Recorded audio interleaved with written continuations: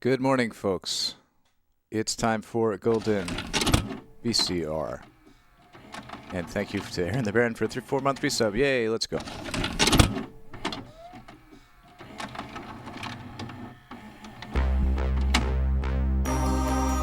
Golden VCR, that's what this is. Thank you, Facebook. Hi.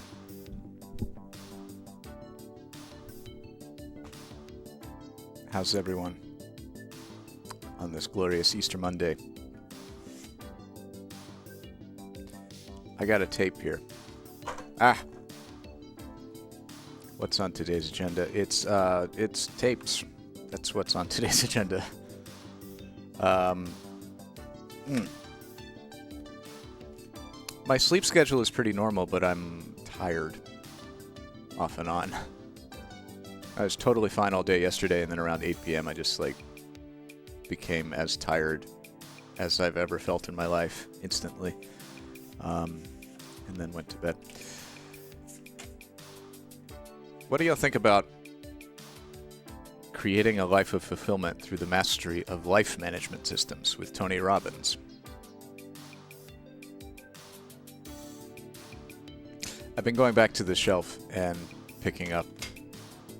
Last stream I just grabbed a few at random from the shelf that are old and that we haven't had much interest in watching, so that we can get through some of these. This tape comes with a little leaflet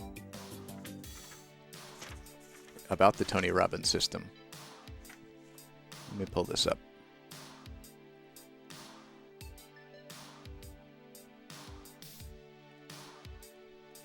Robbins.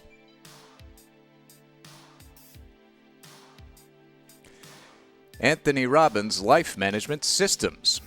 Enjoy an exciting sneak preview of some of Tony Robbins' most exclusive seminars and discover a simple and powerful tool you can use to immediately increase the quality of your life by changing the quality of any experience you have. You can change the quality of any experience by managing your urges. Overeating, for example, is not a constant condition. We overeat only when we have the urge to do so. By learning to... This sounds like such bullshit. Okay.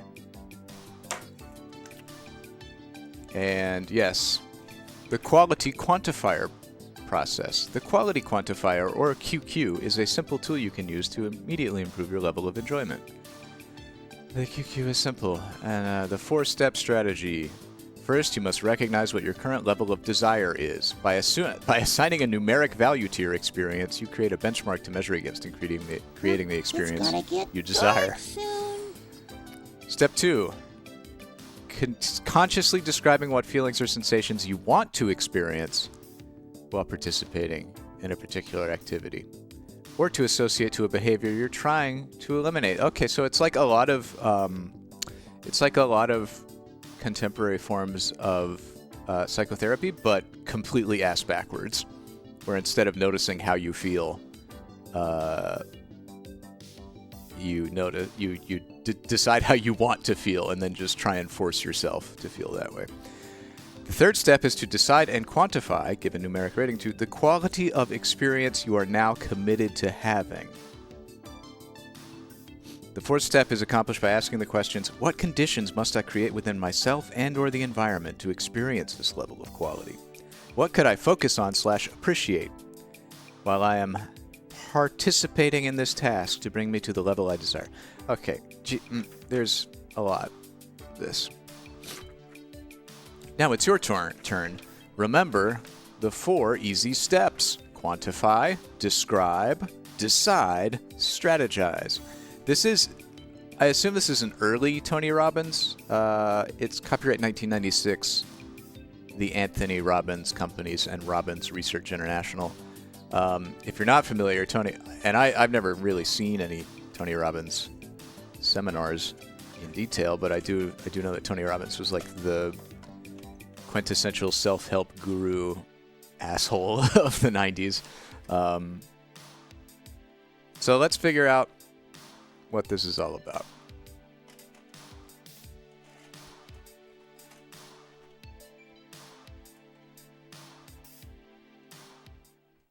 this is, oh, and I need to do the thing again.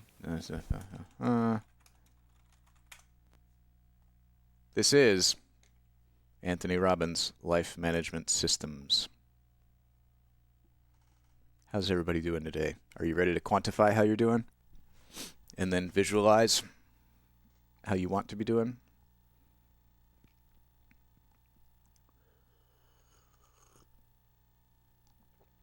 FBI.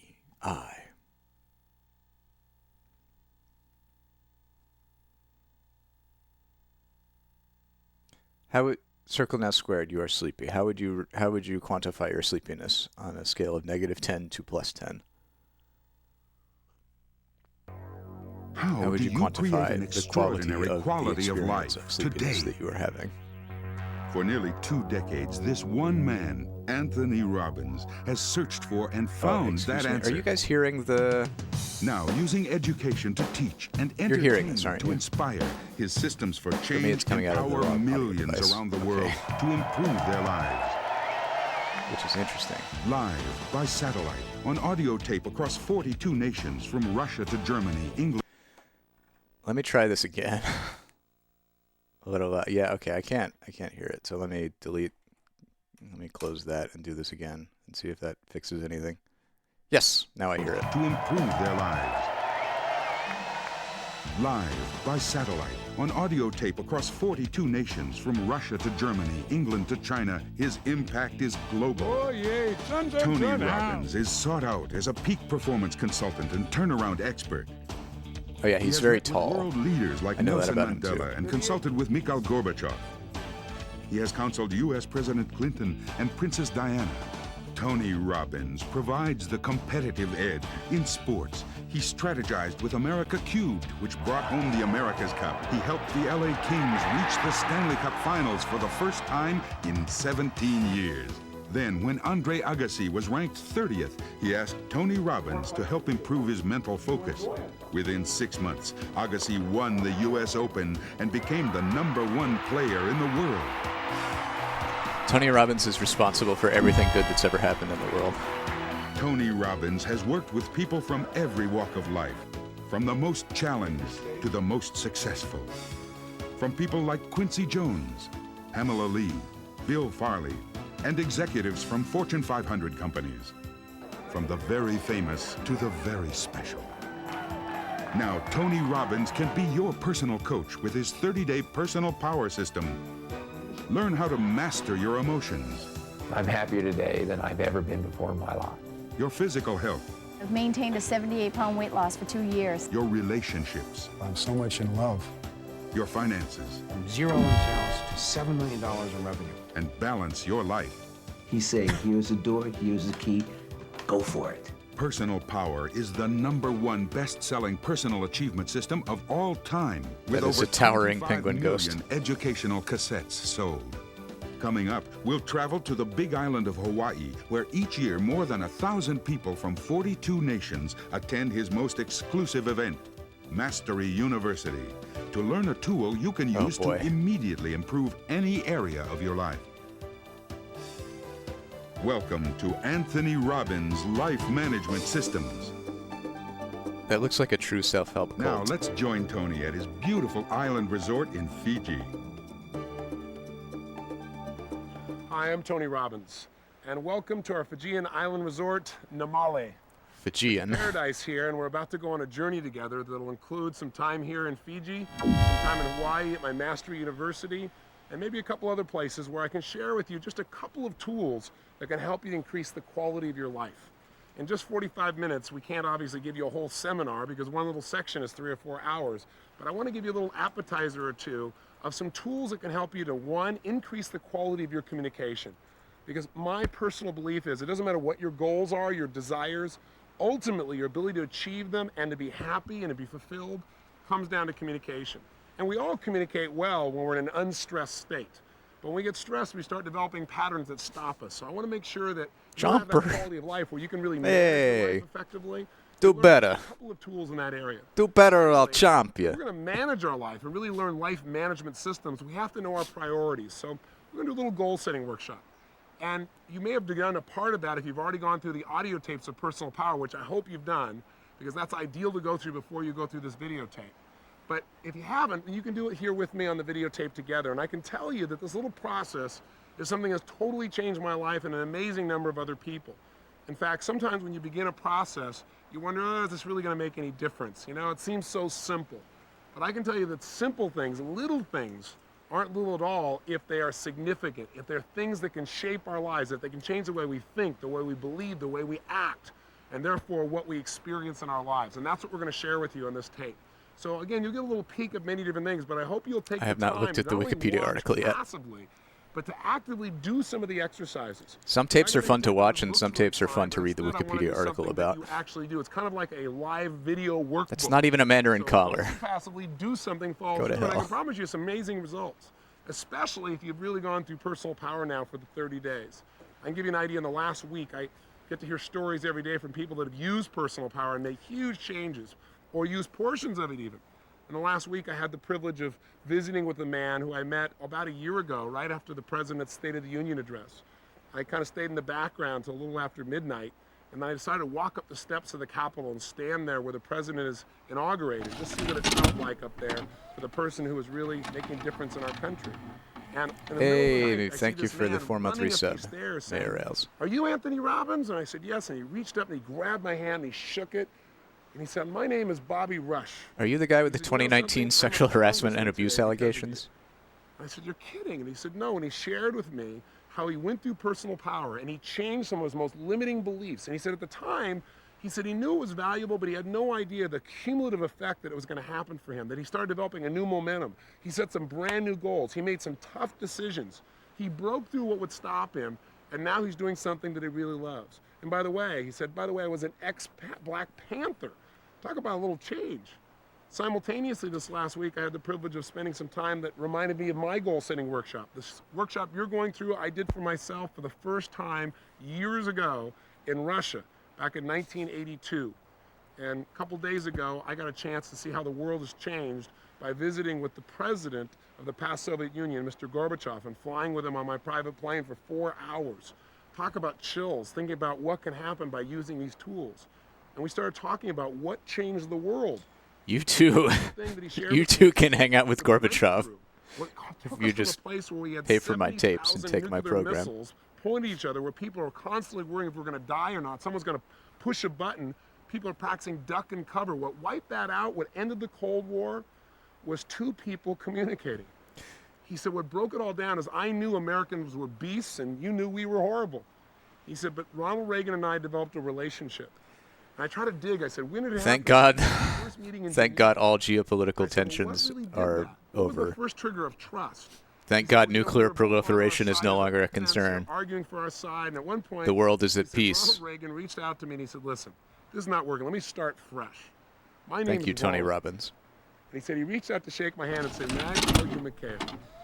And when he told me the story of this huge grin in his face, and I began to listen for 4 hours. Oh, do we all have the a hype tools that train? Basically, you're going to learn on this tape about quality communication and how it changes our lives, our businesses, our relationships, and literally how it changes the world. I'll give you one final example. Now, all I'm trying to do is not to impress you, but to impress upon you that if you'll follow through and do this, Thank you to some Seemingly miracles Jess can for happen. gifting a sub And to I'm giving you Amaya. some famous names because hopefully that'll grab If your you gift a attention. sub, Think you this can is end the me. Cold Tell you War about too. John Smith, you might not listen. But I'll give you one more. Michael Crichton, the writer. I was speaking with him earlier this week as well, and he said, I want to tell you, one late night I was frustrated. People have been calling me saying, how's it going? Which he said really means, where's our work? Where's the screenplay? And he said, I just didn't have any momentum. And he said, I watched the show and I thought, what the heck, I'll try this. And he got the Personal Power tapes, he said, and he listened. He said, I did the whole thing, all the way through. And he said, I knew that was important. I got this brand new momentum and this new passion, this new energy. And he said, as a result of that, he said, I started writing again. And everybody said my idea was stupid, that it had been done before, it was a waste of time. He said, but I got the thing done. And in the goal-setting workshop you're about to do in a few minutes, he said, I designed what I was going to get out of that, even how much money I'd earn off this particular screenplay. And he said, I wrote down a number that was so unrealistic. It was a number that I'd never gotten before. And he said, you know what? I sold it for exactly the amount I said that I wanted. He said, so I really owe you some thanks. I said, well, what screenplay was it? What book was it? He said, Jurassic Park, the best-selling movie of all time, He said, I guess I owe you a little thanks. I said, well, thanks, Michael. The point is, this process you're going to do is simple. I'm not going to try and pump Do we you get to up. meet I'm Gorbachev trying in to this give you tape? Little pieces, but it's up to you to follow through. So will you do that? Please do. Yeah, we just had to go on location to his Take some resort major in action. Fiji And again, that know he we're gonna apparently give you owns. Pieces of things. At the end, we'll wrap up for this together. segment of Make him sure, talking though, to the you camera. follow through on the 30-day tapes, because this is your bonus. Those tapes are the basis of this change. And I hope as a result of these changes, you'll want to take yourself to a brand new level. So let's begin. Let's go to our first venue, and let's find out what are some of the tools that can truly change our lives. Okay, good morning. Limited. Ooh, you can be in Tony's inner circle of only 60 people. Another day, a lousy day in paradise, right? Today, we're going to do something that I'm incredibly excited about. You know, all the things we've done up until now, I know you've all... Oh, Reagan and Gorbachev at McDonald's was blocked by the But content today, filter. when I first started thinking about it, I thought, That's oh, stupid. you know, this material is so important, but maybe I'll do just part of it because it can get digital. And also, we have joining us by videotape a brand new set of people who will join the 25 million people that have already been exposed to personal power. We've created Personal Power 2 now, the driving force. And in it, we're not just focused on how to achieve your goals, because as many of you know, you've become extremely successful. That's Tape how you counter got is here at with me in Fiji. How you could afford to be here, both 10:55. time and money-wise. 11 minutes. But you've also learned by your own experience that that's not enough. You got to be fulfilled. God, I miss Donut, So man. what I want to do today is show you some tools beyond what we've done here in terms of how to really be fulfilled in your values and your goals and your life, but really how to manage your life. Because how many of you found that as you become more successful, sometimes also you've gotten more stressed? Let me see your hands. Say aye. And I can tell you that all of a sudden when I got 9 companies and 4 children and I want to write books and do television programs and now these United Artists Theaters that we do these seminars in all these cities simultaneously and come here and do programs in Fiji, all that simultaneously, while it's an incredible benefit, incredible reward, even having multiple homes, you know, a real big problem to have, right, to complain about. But all those things make a demand on your time and on From your energy 1990 and to mental focus. 1993, And pretty soon, that man. sometimes success starts feeling stressful. And you start achieving your goals and say, is this all there is? You know, why am I working so hard, you know? It's like some people come here to Fiji and somebody says to them, you know, why are you working so hard? The Fijians will invariably ask people this. The guy says, well, I'm working hard because I want to make several $1 million so I can come here and lie on the beach. And the Fijian says, well, I lie on the beach here all the time. I don't have any millions of dollars, right? And when they have what they would call a quality of life, right? Well, so the person's, you know, so caught up in making a living, they aren't designing their life. I can promise you the impact will thrill you. By the way, let me tell you the other side, too. There's always 2 reasons to do things. Yeah, the guy in the Fiji t-shirt. So what you can avoid. That's the... Everything we do is to avoid what? Pain and to gain some pleasure. This is the 60-person So I inner can tell circle you of, that if you look of around Tony just my Robbins, country, and I who know like we've got about 7 different countries have represented. forked here, over people tons and watching tons of money countries all over to the world. be in this But in my country exclusive alone, to give you an idea, Fiji 1 out of every resort 2 crowd. couples who get married end up in a what? Think about that. 1 out of 2. And they don't look like way. movers and shakers. No. They look like What's suckers. happened is we were told that in the future, They look when we like had all people this who have been technology and all exploited by this Tony information, Robbins' bullshit. What it would do is it make our lives easier. We'd have more free time. How far has that worked? Not very. For most people, they're working harder. They're more stressed today, even though they're living in the information age when everything's supposed to be so much easier. There's something that's shifting there, and it's because we're not managing our resources effectively enough. And that's what we want to change in this process. So part of what we're going to do here is take a look at what the cost is also if you don't do it and what you can gain. We in our country, to give you an idea, in America also have a situation. We got 60 to 70% of the people who are overweight, depending on whose poll you read. Now, how is that possible? Only one way, not managing the resources of your emotional state, of the way you eat food, of the way you move, and it costs you the quality of your life. We have 15%, or 15 million people, I should say, that every year in the United States are diagnosed as clinically depressed. 15 million. Now, how could that be? Not managing the resources of your mind, your body, so you really feel good. If you're depressed, fuck you. Day-to-day, certainly You're not managing the resources of your mind you gotta correctly. manage your state. You know, you got a situation in America where you have 5% of the world's population in the United States. We consume 50% of the world's cocaine. Think about that. All this says to me is one big giant frame. People don't know how to manage their resources. They don't know how to manage their state. People don't know how to manage their cocaine supplies. This session is going to show you how to eliminate the vast You have majority to- of all, the vast you have to majority of ration your business and cocaine stress like in I life. do, But Tony it's Robbins. A lot more pleasure than you ever thought of before. But I think before we start, maybe what would be nice to do, since we have these people joining us by video, is let's give them a big welcome from everybody here in Fiji, from, I guess, 7 different countries. Give them a big hand here. Let's welcome them here with us.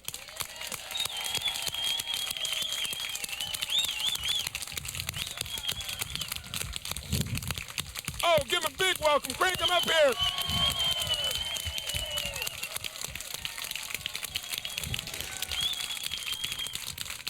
So, now, how much money have these watch people the video, given the Tony individual Robbins? probably think, this group is crazy. They're all hyped up. They're all motivated.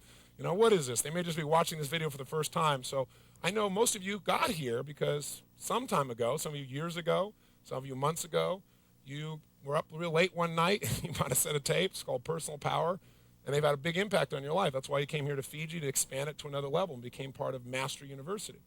If you were trying to tell a friend, You've ascended to Tony Robbins level 4. Somebody's like, oh, will this really work? I just got started. I don't know if it's going to make a difference. You know, it might help somebody as they're listening to think, yeah, I'm going to listen a little bit closer if I know it really works. Who here would share with them just a few seconds of what it's meant to your life? Back here, why don't you go all the way back in the corner? Yes. Donna. Let me hand this microphone, please. Give her hand, it's Donna. Well, I'm Donna Ringo. I'm from Louisville, Kentucky. I'm here with my husband, Bill, which I would have never imagined in a million years that this would have ever happened. So I want to thank you, Tony, but it all started by thinking I had everything I had ever wanted. We had always done dreams. We'd always done goals, written them down. I had a business that I had started and grew from a 1-woman office to a 15 employees and sold it for over $1 million. And I thought I had everything I ever wanted. And I woke up one night with nightmares, crying because I was so unhappy. Just because you think you get what you want, it may not be what you really need and what you're destined to do. This and was I went out and $3,000 watched the to television. attend, I was in addition looking to through airfare and to I ordered Fiji. the tapes. And the greatest thing I ever did was listen to those tapes for every single day. I didn't miss a day. I broke appointments so I could listen to Tony's tapes. And it has changed my life completely. I was always happy. Everybody liked me, I thought, or whatever, but I didn't connect totally with people. And I have lost 54 pounds. I have about 50 to go. I have about 50 more to go. This but is those very are gonna come culty. off too. I've made some incredible friends that I just dearly love. This is the And story of like we've vulnerable started another people business. I got out of that other deal. It was I'd get the money who over are 5 years if I stayed and helped manage, and I just said, given money's a not sense of important, and I left belonging a lot to of this money on the table, and started another business, and weird we're making thing more that money requires with them 3 to give people than Tony we did Robbins with lots of 15, money. which I like. And, Life and management there, boy. Absolutely. And not only in the process have we always made a lot of money, we never made it stick. And last year we invested over $50,000 thanks to Tony's techniques. So, and our relationship was always great, but I have to tell you, this week it's gone to a new level. Thank you. Thank you. It all started with a taste. Thank you, Tony. I noticed Bill took a bow when you said that. You know, it's easy sometimes, you know, when you're around something so much, take a little bit of it for granted, especially yourself, and how much progress you've made. It's kind of like your children, you know. People come to me and say, boy, Josh has sure grown. I go, yeah, he sure has, sort of, you know. But now that my son's in Switzerland going to school, he comes back 3 months later, he's a giant, you know, because I have some contrast. I'm not around it as it's growing. We don't know the runtime of this. I It looks can pretty see long, the though. full impact. So you might want to think We're at about 18 it minutes today and on the really VCR. tape. How far Should have we you really fast come? forward a bit Even though you may have some and challenges in your life, see if we're how still in far have you Fiji, come? like And 20 most of minutes you down the are road? doing so much better than you give yourself credit for, and most All of right. you are starting to give yourself a bit more credit, I notice, because you're smiling. Let's do it.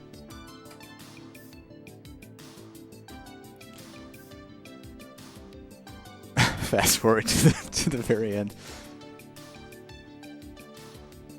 We can go a decent chunk forward.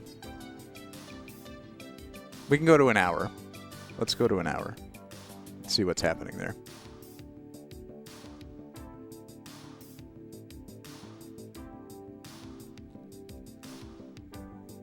What is this prediction? Oh, well, the next tape.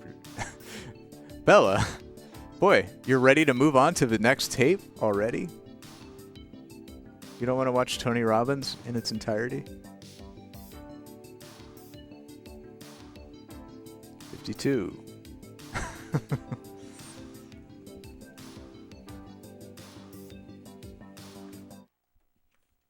Here we go. It has mushrooms. It has extra cheese. It has sun-dried tomatoes. Oh, Tony Robbins is fat shaming this guy. Wow, he is very, very, wow.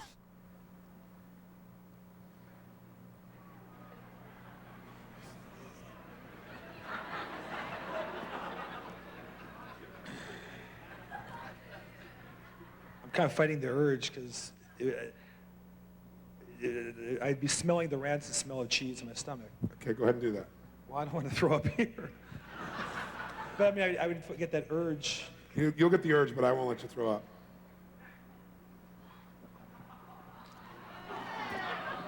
Tony Robbins has Tell the us when power it's to -9. control your You bodily won't throw up till we functions. put you at -11. We won't take you that far. I do want to echo the sentiment that this is really fucked up. I can't look away. Let's go another minute in. Look at it. Think pizza. Yeah, I'm done with that. All right, Jesus Christ, Tony Robbins. Wow. That's wild. That's It's gonna get dark soon. That's kind of fucked up. All right, we can be done with Tony Robbins. Very, very like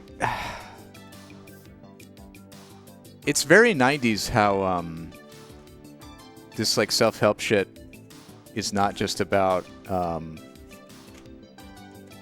financial success or whatever. It's also like there's so much weight loss shit in there.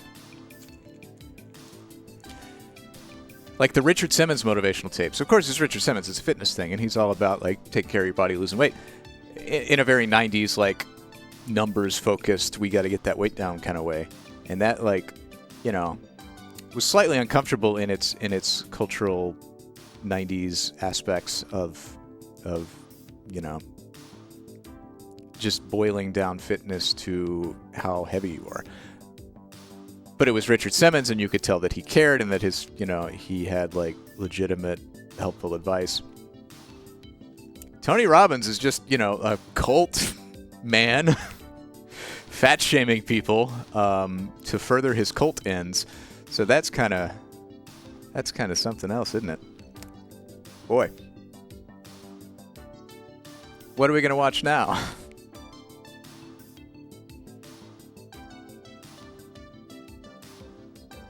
Like part of me wants to watch that whole thing and cringe at how horrible it is. But it's also kind of uncomfortable. Felt very bad for that man, and I get the sense that a lot of you feel the same way, that it's just uncomfortable to watch.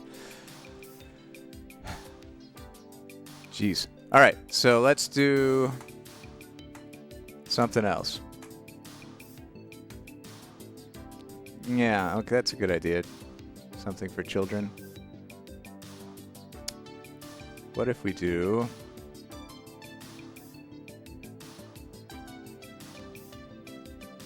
What if we do Once Upon a Dream from Tyndale Family Video? I think we didn't really fill our religion quota or children's content quota last stream. And this will do both. It also looks like pretty decent. This is an allegory of the story of Daniel. It's not just like a tired retelling of a Bible story produced with terrible animation quality. They've it seems like they put thought and effort into crafting a story that will deliver the message they want while also being a good story. So let's check that out. I'll be right back. Well, it is Easter, the Easter season after all, and we have to fill our religion quota.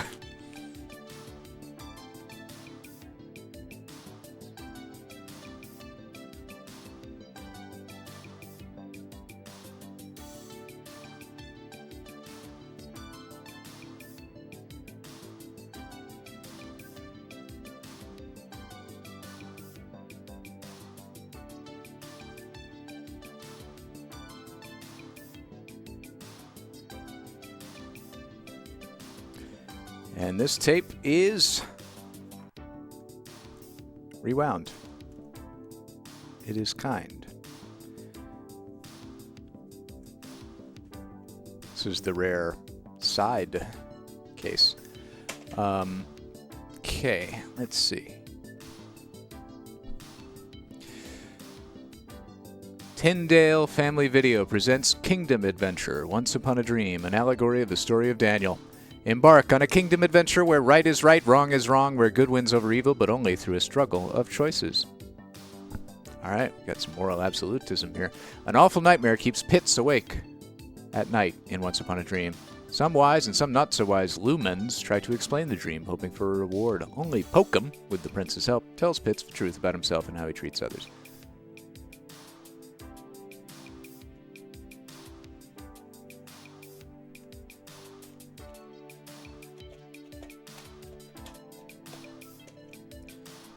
Okay.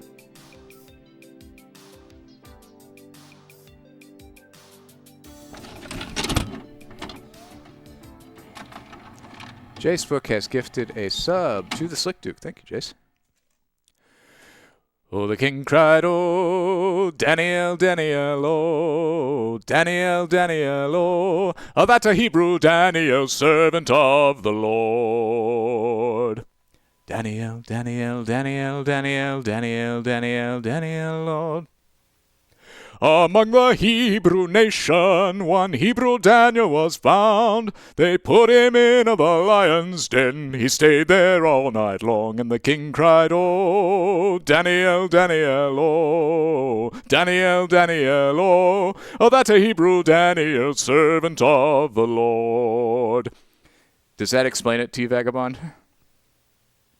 That's the story of Daniel, as relayed to you by Moses Hogan. Was I a choir kid? During the time of the emperor, Lumia was a beautiful and peaceful kingdom. But some lumens chose to ignore the great emperor's Let me turn laws this down a bit. and went their own way. Soon after this, the darkness came. Seeing this, the emperor sent his son, the prince, to save our kingdom. But the evil Zordok had him murdered in the dark wood. Kina and I narrowly escaped with our lives, and the awful truth, we feared all of Lumia would be lost. But the emperor had a plan, for the prince himself appeared to us no longer dead, but alive. That day I wonder who the changed our prince is an lives allegory forever. for. It was the beginning of our kingdom adventure.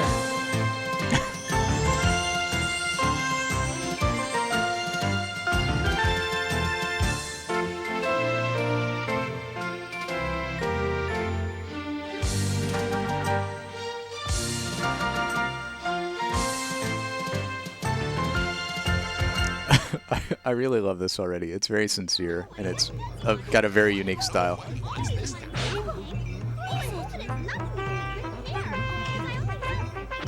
Once Upon a Dream. Yeah, I was a choir kid, and we did. I don't think my class sang that, but my brother's choir did. Lumen has committed a very serious crime. Our choir director was a big Moses Hogan Down to fan. me. There is only one punishment suitable for such a serious We crime. did Joshua Fit the Battle of Jericho. The feeding cage. And feed the criminal to go. Ride on King Jesus. Prepare the victim. And remember the carrots. Gulp loves carrots. Okay, what's happening here? Bigger than most lumens, isn't he? Well, he's scared now, isn't he? I think he's one of the ugliest lumens I've ever seen. Good then, let the feeding begin.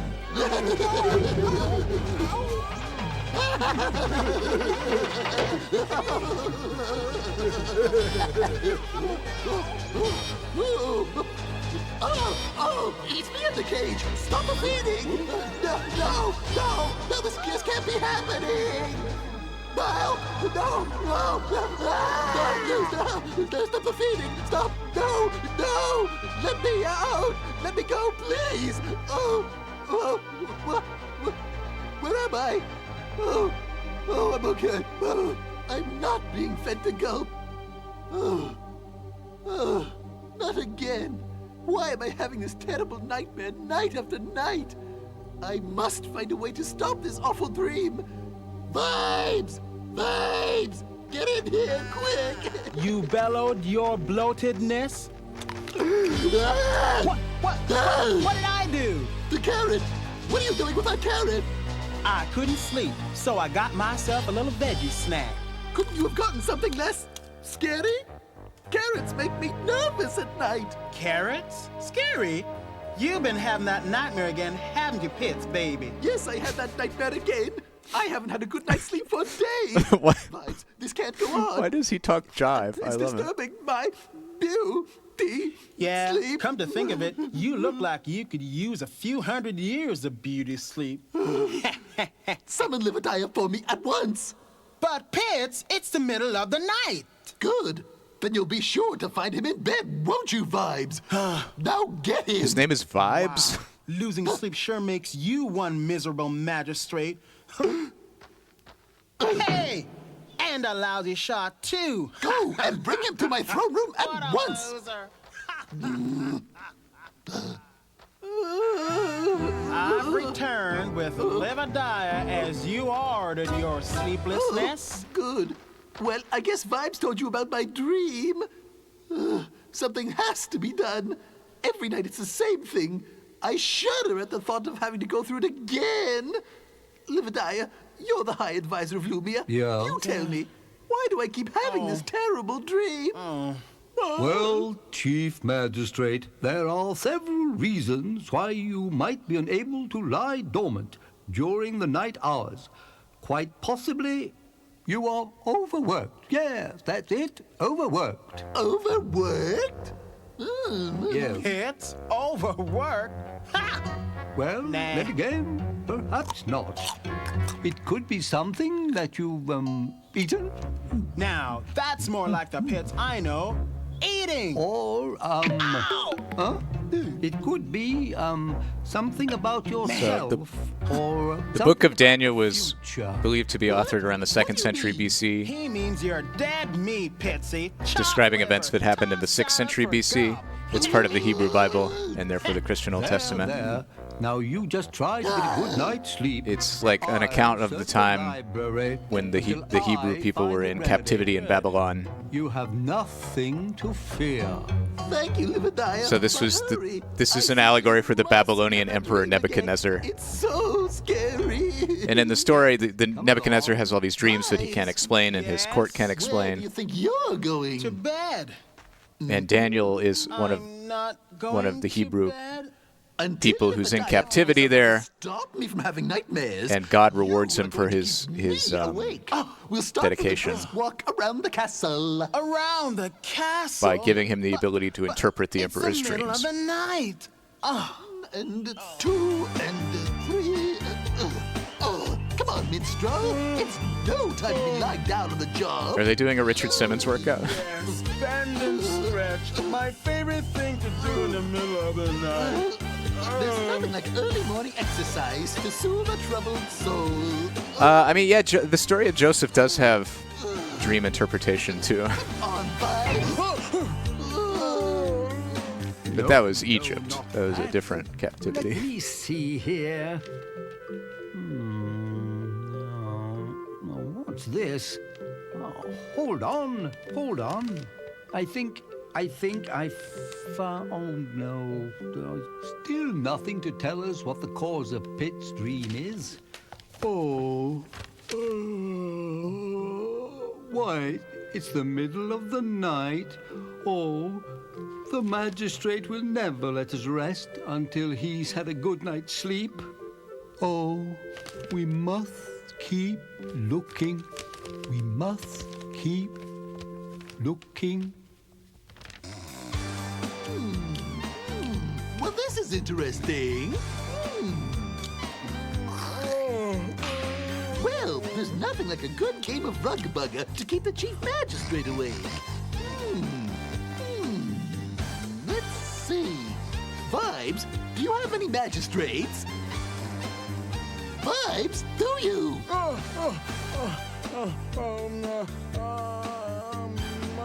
Rugga bugga. Oh, goody. I win again. Come Come on, Vibes. That's the third round of Rugga Bugga I've won. Pay attention.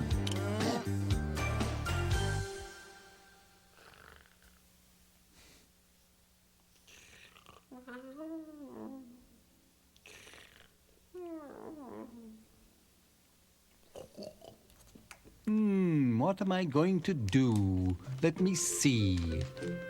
What's this?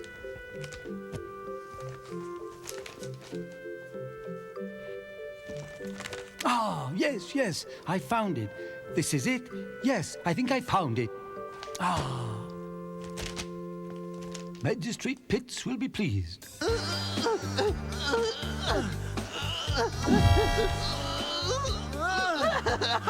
I got you again. Okay, ready?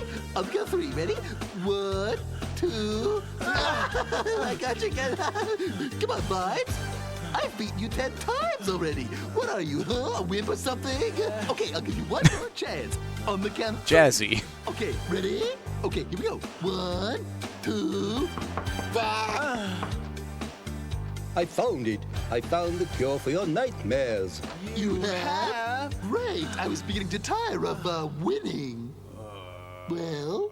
After much searching and studying, I have found a cure for your troubled sleep in this ancient book of lumen remedies. Oh. For a good night's rest, you need only sleep with a bag of boiled Napier leaves hanging above your head. Napier leaves? P.U.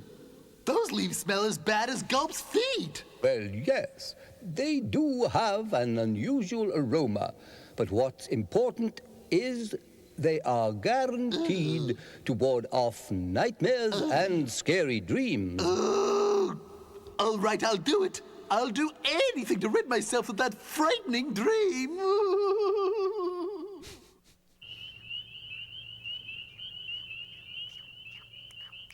There, Magistrate Pitts. I'm sure this ancient remedy will cure you of these bad dreams.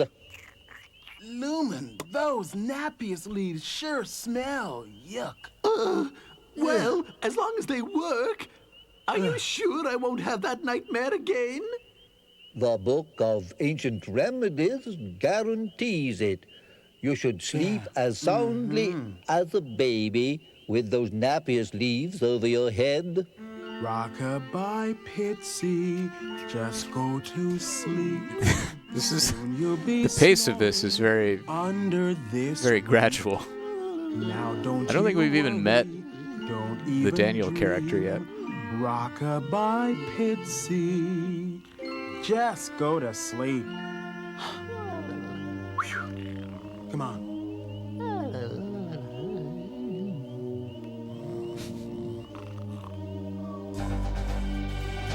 The first one was a Tony Robbins tape, which had a surprising amount of fat shaming and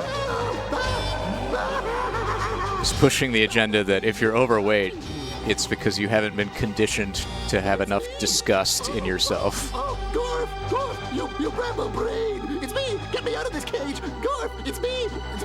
No, this can't be happening. No. Pitts, Magistrate Pitts, what's wrong now? Vibes. Yes. Vibes, it's you. Oh, it happened again. Oh, the nightmare. no. I was terrified. Those stinky Napier leaves are useless. It's clear to me that until I find mental health issues, not managing your resources correctly. No rest at all.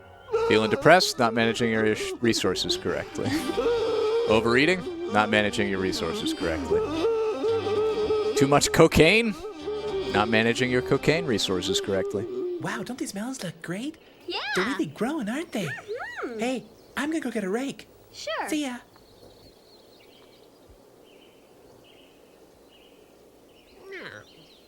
Hey, what's going on?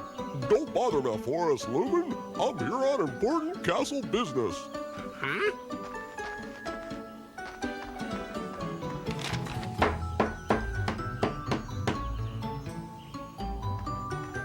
Ah, yes, Squiggles. Hey, what's going on? You'll have to read it for yourself. I'm in an awful hurry. The boss was in a terrible mood this morning. What have we here? Probably another new law from you know who. I wonder what the magistrate has on his mind this time. Hey, listen to this. Magistrate Pitts has been having a strange dream night after night. He's looking for someone who can tell him what his dream means. Wow! It says Pitts is willing to give the lumen who finds the answer anything they desire. Wow! Anything? That's what it says. Yeah. I desire, huh? So what do you think it means, Pops? Yeah. It's hard to say. Garbo, what are you doing now? I'm going to tell Pitts what his dream means. Yeah. But you don't know. There, see? So what? I'll make it up. If it sounds good, Pitts will believe it, and I'll have Lumia Castle all to myself and all its treasures. Lumia Castle? Oh, wait for me! I'm sure I can make something up too! Making up a story isn't going to help Pitts one little bit. Who cares about Pitts? I'm looking out for Garbo, and only Garbo. Yeah, who cares about Pitts anyway? Now, that's no way to think. Oh, you two?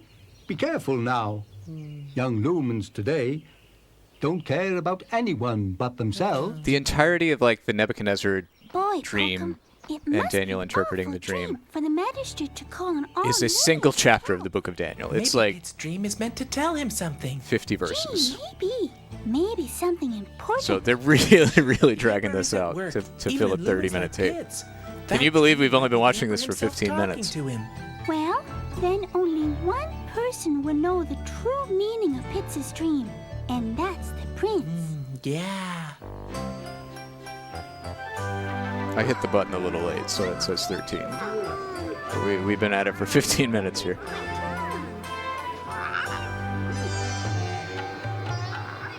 So, do you do this kind of thing often? Yes, all the time. Oh. It's all written in the stars, really. It's like cosmic reality. Like the planets are lined up and they're talking, you know? That's nice. Garble? All these lumens are professionals. Pitts will never believe us. Calm down, Lolly. That lumen doesn't know what Pitts' dream means any more than we do. The guy's an airhead. Just thinking of that reward gets me dreaming. Yeah, right. Oh, it's Lividaya. Look at all those lumens. This tape is incredibly loud, by the way. Know what my Like it's an auditory assault. I have it cranked down minus 7.5 decibels, which is more than any tape I've ever had to crank down. Out the whole kingdom, Magistrate Pitts. Yes, well, I'd give anything to rid myself of these nightmares and get some vibes. Let's get on with it. Lumens of Lumia, the lumen who tells the magistrate here what his dream means shall claim a great reward. Let all who want to try step forward and... Like the top of his mouth flaps up, but the bottom is completely stationary. Tell me what my dream is and what it means, huh? Magistrate Pitts, I have studied the stars and the moons and the planets. Lumia's fourth moon is lined up directly with Lumia's sixth moon, and the North Star has been shining directly over Lumia Castle over these past nights. This means that you are in a low cycle. No, that's not my dream. Get him out of here. Oh, but the 15th is a good day for you to begin a new relationship. Perhaps a blind date. That's what you should have. It's written in the stars. To quote the book of Daniel, Nebuchadnezzar to his astrologer says, "If you do not tell me what my dream was and interpret it, I will have you cut into pieces and your houses turned into piles of rubble." And I know what your dream means. More nightmares. But I do. Next. All right, murder her whole family and demolish her house. I think that your dream means that you feel, caged up inside the castle. You need a friend. Yeah, you need a confidant. Someone, like myself, to help you spend your immense fortune and live like a king. King? this forest lumen away. That's not it. Oh. The astrologers answered the king, "There is no one on earth who can do what the king asks. No king, however great and mighty, has ever asked such a thing of any magician or enchanter or astrologer. What the king asks is too difficult. No one can reveal it to the king except the gods, and they do not live among humans." Here once, Pop said it was because my shoes were too tight. And it's obvious your shoes are too tight. This made the king so angry and furious that he ordered the execution of all the wise men of Babylon. No wonder why you're having nasty dreams. So the decree was issued to put the wise men to death. And some exercise. And men were sent to look for Daniel and his friends to put them to death. Oh. Take this Looney Lumen and get her out of here. Well, if I'd only had more time, I could. What troubles you, Pokum? It's Pitts. He's been having the same nightmare every night. Now he wants someone to tell him what his dream means. To the lumen who can tell him, Pitts is offering a great reward. Sometimes the Emperor speaks to lumens through dreams. Dreams that can make lumens see the truth about themselves. The problem is, Pitts doesn't want to face the truth about himself, Pokum. You go to Magistrate Pitts. What, me? Oh. You can tell him what his dream means. Go, and I will be with you. But what if he doesn't listen? Don't worry. When the truth speaks, Pitts will listen. Oh.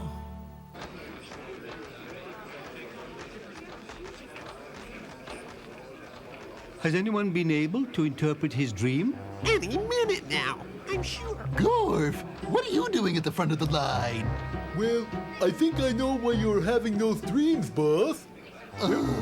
Well? Well, I think that it's those cases of old bunchberry juice that you keep hidden down in the dungeon.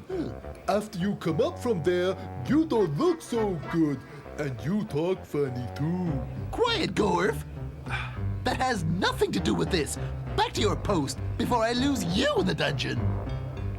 Gee, boss, does that mean I don't get the reward? Enough! Ugh! I've had it with these lies and fabricated stories. The next lumen who fails to tell me what my dream really means will be fed to gulp. Now, who will tell me what my dream means? I sure don't have anything more to say now. Yeah, I'm through with dream talk. Hey! What? Pokum, what are you going to do? Pokum? Well, step right up, Forest Lumen. This may not be such a bad day after all. You know how I love to watch Gulp eat. Magistrate Pitts, I've talked with the Emperor's prince. Your dream is a message from the Emperor. Oh, far out. The Emperor knows your heart, Magistrate Pitts.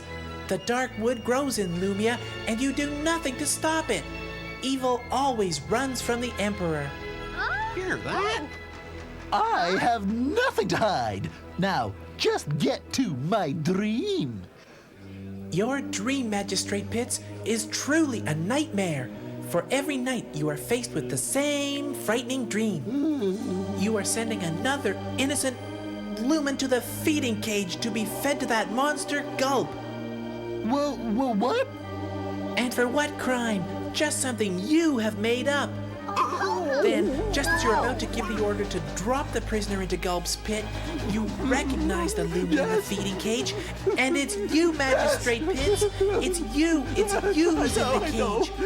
You are sentencing yourself to a feeding to Gulp. Yes, it's me. I mean, no, he's lying. Your dream is a warning, Magistrate Pitts. Unless you stop your In the evil book of deeds, Daniel, the you'll be dream is destroyed by your about own like wickedness. He's lying. Nebuchadnezzar sees a statue that has chunks taken out of it, Life.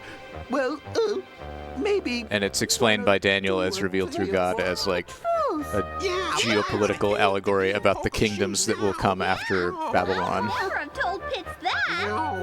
No way. You foolish Forest Lumen. That would be really hard to do in a children's story with And puppets. you've just interpreted your last dream. Gorf, Naps, come quickly. And you've been nothing but trouble, Pokum. And this time you've gone too far. Prepare to feed him to Gulp. let the feeding begin. Here we go again. Yes.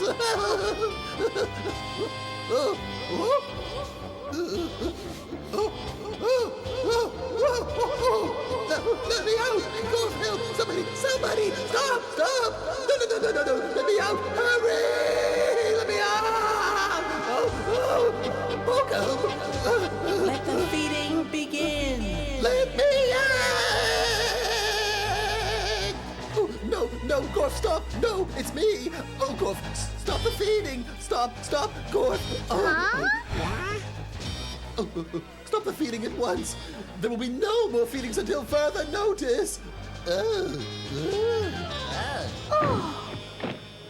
By order of Magistrate Pitts, the Lumen Bochum is to be released and cleared of all charges. Oh, Bochum, you were so brave. Pitts knew I was telling the truth about his dream, but I couldn't have done it by myself. This has been very cute and unique. Bochum, my lad, you did it. Someone finally put Pitts in his place. Yeah! It's also been very tiresome.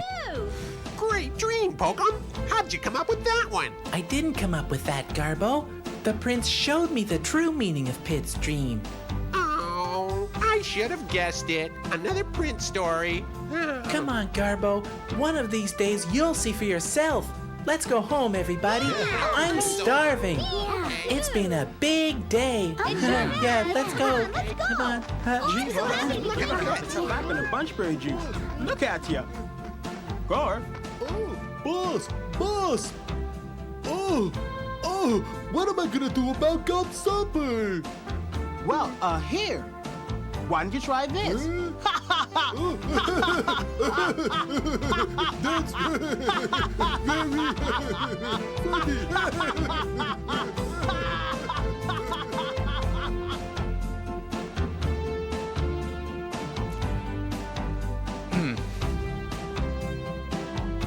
Copyright 1990.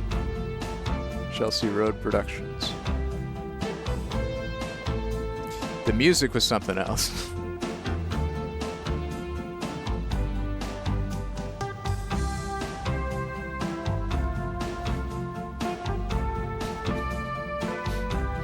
I'm confused too.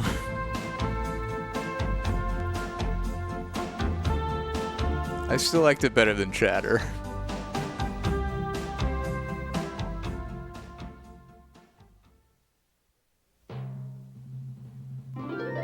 Wait, stay right there. Yay. The adventure has just begun. Promos? You can watch all of your favorite Lumen characters as their story continues in other great Kingdom Adventure videos. Every episode of Kingdom Adventure is a storybook wonder, full of mystery, intrigue, and joy. The puppet characters are delightful, the special effects amazing, the songs enchanting, and the stories convey solid biblical values you'll remember for years to come. As the evil Zordok attempts to thwart the plans of the good Emperor, damn it, the Zordok. Emperor's powerful son, the Prince, stands in his way. Bochum and Kina, our two heroes, encounter danger and decisions as they learn more about the Emperor and his Each love. episode features delightful characters brought to life with puppets. Tradition of fantasy classics. The stories are similar to C.S. Lewis and J.R.R. Tolkien. Kingdom Adventure presents the entertainment kids want with the values parents applaud. Look for the Kingdom Adventure video series wherever family videos are sold.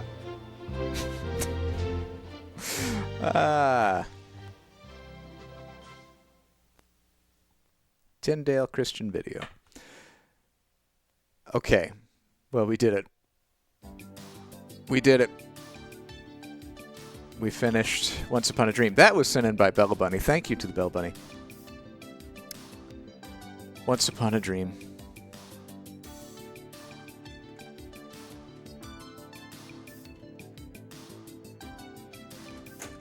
God, what can we watch that will give us a break?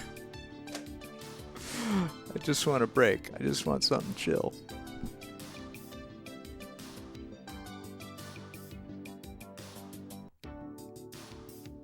Oh, thank you, Chibi.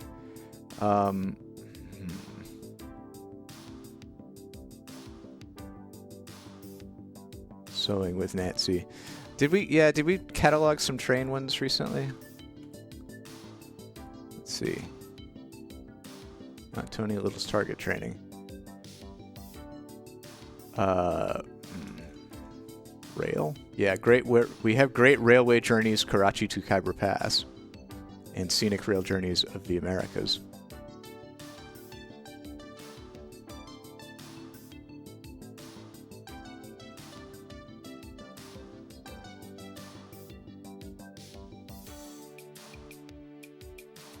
The Alaska Railroad.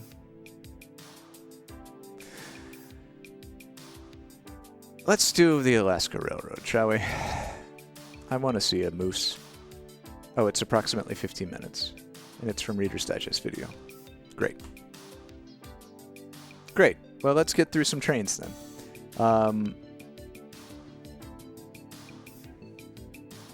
Yeah. Good deal. Rail. Alaska. Be right back.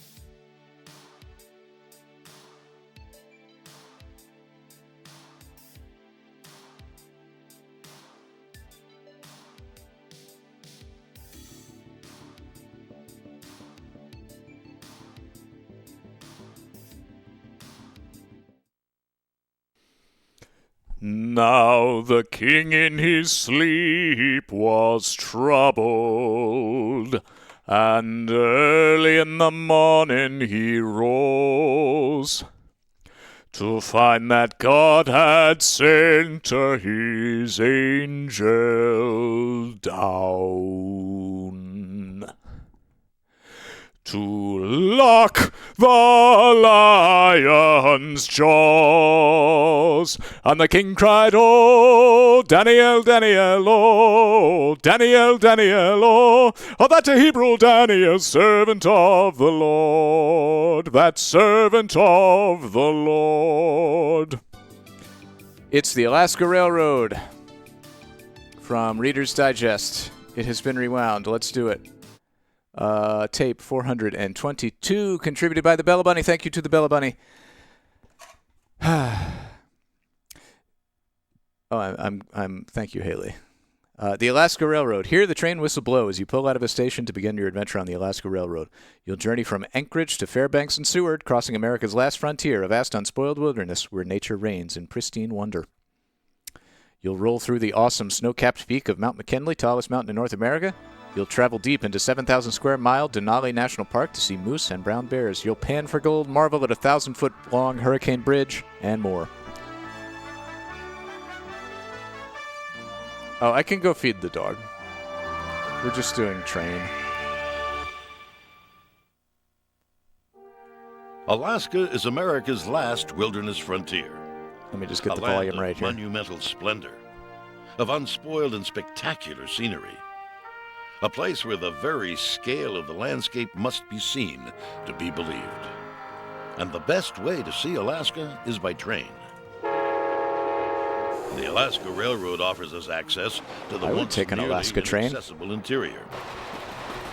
It stretches 356 miles from Seward and the breathtaking fjords of Kenai Peninsula to Fairbanks beyond the slopes of majestic Okay, I'm going to go feed the dog.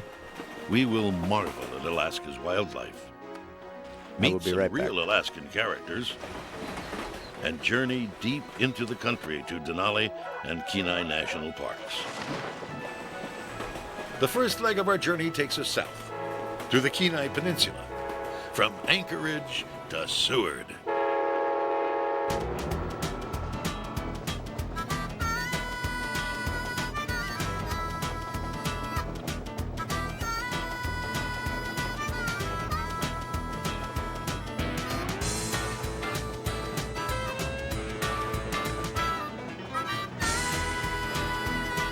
All aboard as Reader's Digest presents America's Scenic Rail Journeys. The Alaska Railroad offers us an opportunity to travel the length of the Kenai Peninsula. Many people call this spine of mountains the backbone of Alaska. The peninsula contains all the scenic variety Alaska possesses. The Kenai is truly not to be missed. The southern spur of the Alaska Railroad travels to Seward, named for William Seward, Secretary of State under Abraham Lincoln, who purchased Alaska from the Russians. Alaska is an unfolding spectacle of landscapes and wildlife. The animals and the land are the elements of an Alaskan adventure. On a baby one. Yeah. Go, Ben. Look. I see a baby one. What kind of sheep are they? These doll sheep, cousins of the Rocky Mountain bighorn, are capable of living on near vertical slopes.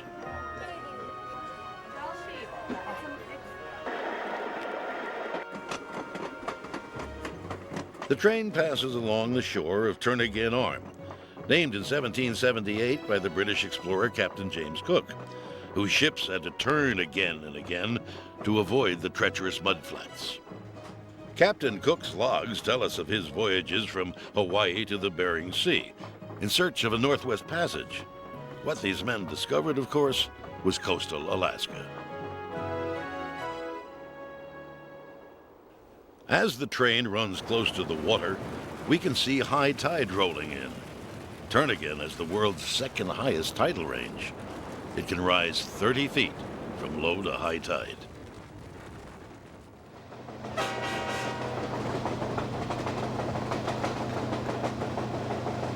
Tickets, please.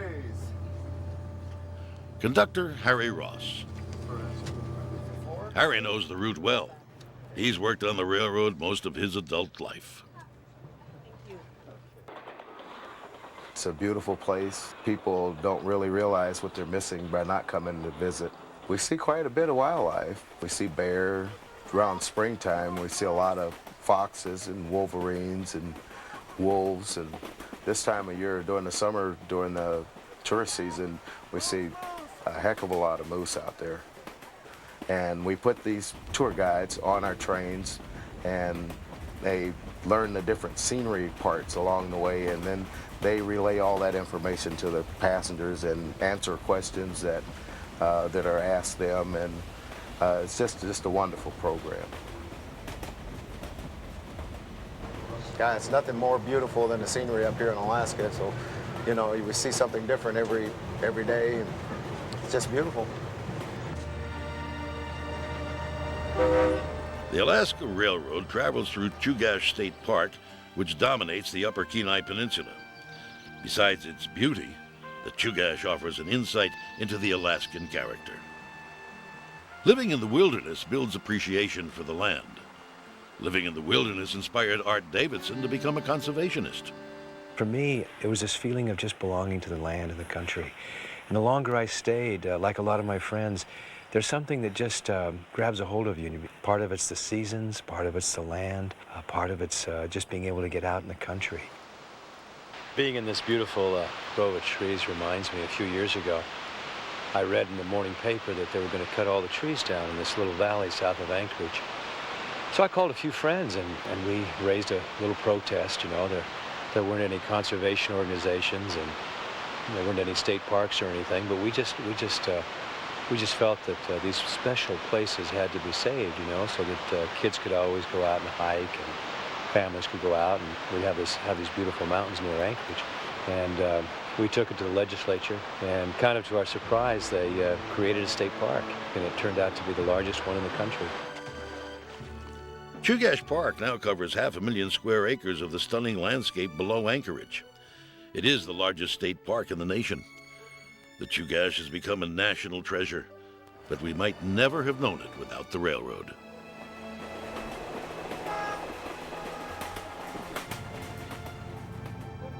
Alaskans were once a scattered and isolated people. The railroad brought them together. It made it possible to move about this vast wilderness and to save that wilderness when it needed saving.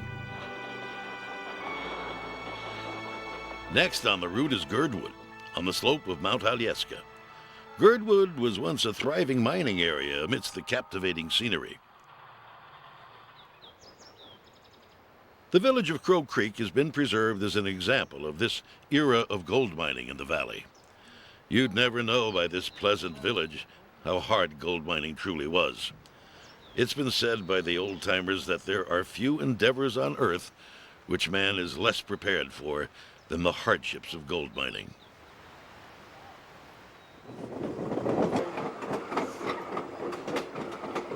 The train passes waterfalls fed by snowmelt from the Kenai Mountains above us. A tunnel.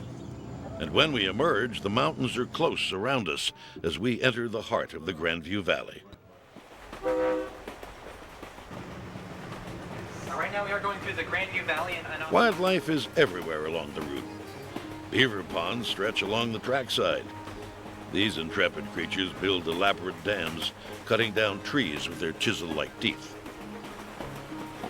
The beaver is unmistakable with his broad, flat, paddle-like tail.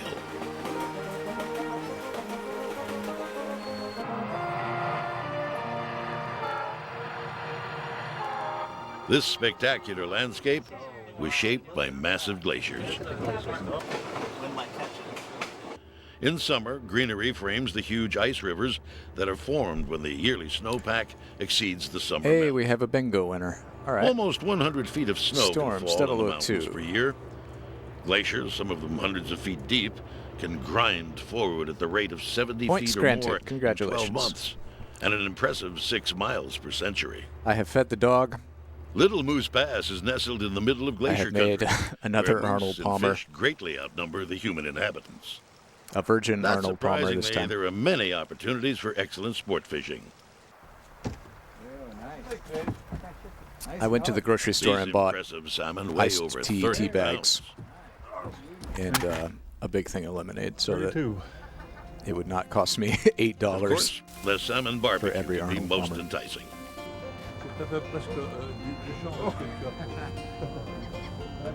Very good.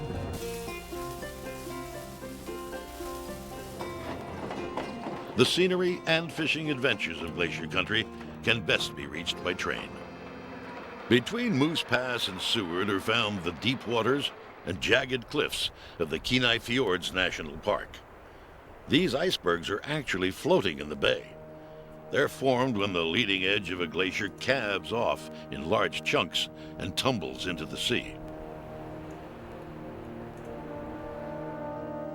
These are the icy ledges of Exit Glacier in Kenai Fjords. The train makes an unannounced stop. Like a lot of Alaska trains, it stops on demand to deposit adventurers in the wilderness. I wonder if this train runs This family plans to visit a glacier. in the wintertime. I think it does, doesn't it? Yeah. I wonder if there's a lake at the base of that. There he goes. Today, the train stops near Exit Glacier. Experienced backcountry travelers, the Corral family have explored some of Alaska's most remote wildernesses. Okay, we got everybody. We'll walk with them along the edge of a massive ice field that stretches for miles.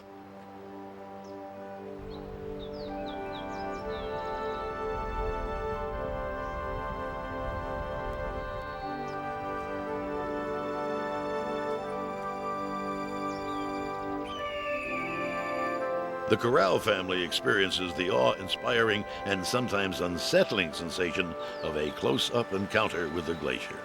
Do you notice how the temperature kind of drops right here? It's a little cooler right beside the glacier. Can Yeah. you feel it? Yeah, there's a lot of temperature changes right here. Yeah. Ice cracked. It gets smushed. We heard it crack earlier. See, this is the one that we heard earlier that fell off, I think. Getting cooled off. The ice real cave's quick. under there. That's pretty dangerous. They don't want people to climb under there. There may be some lessons here that go beyond the natural history of glaciers. I hope that, you know, after our kids grow up, wherever they go, whatever they do in life, they'll be able to look back and realize that, you know, they have a strong sense of who Alaskan they are, and that Alistair. foundation was built both at home and in the wild, where we spend so much of our time. Stay with Mom. You can lead. Let's see. You can walk right up on that hill. The idea of Alaska building character is not a new one. Okay. And there are lots of Alaska characters to prove it. But you have to travel to meet them. Again, the train serves us well. Oh.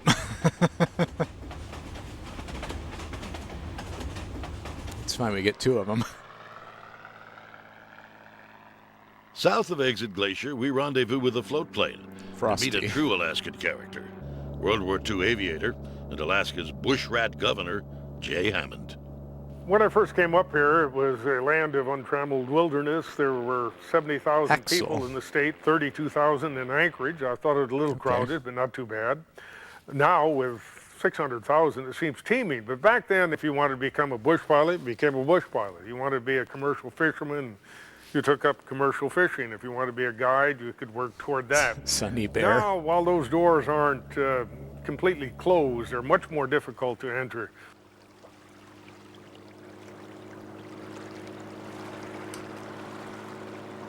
The beauty of the mountains and the lakes and the vast expanses themselves, unique species of game, unique species of fish, and I think Alaskan people are a unique breed unto themselves. Being Alaskan is in the eye of the beholder. Some would think it was a rugged individualist that lived off the land, quote unquote, and yet living off the land gets tedious after a while. That land don't taste so good, according to one old-timer friend of mine. So while they have a romanticized vision of themselves as being hardy Alaskans, most of us are not. We live in a rather civilized manner, and while we like to have folk from elsewhere think that we're in a unique breed, we're really pretty much like everybody else. Here in Alaska, you can live your own lifestyle without feeling you have to conform. And I think this inclines folks to reach for stars they otherwise might never have even observed.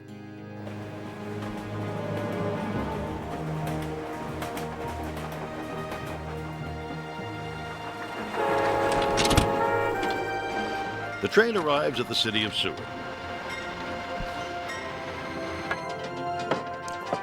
100 bits from Will Peters. Thank you, Will. Don't know if this tape goes over it, but Alaska had a narrow gauge railroad, the White Pass and Yukon route. Historian and local resident Lee Pileski conducts walking tours of this historic town. One thing I like about Seward is they leave you alone if you want to be left alone. If you want to join in, they welcome you in.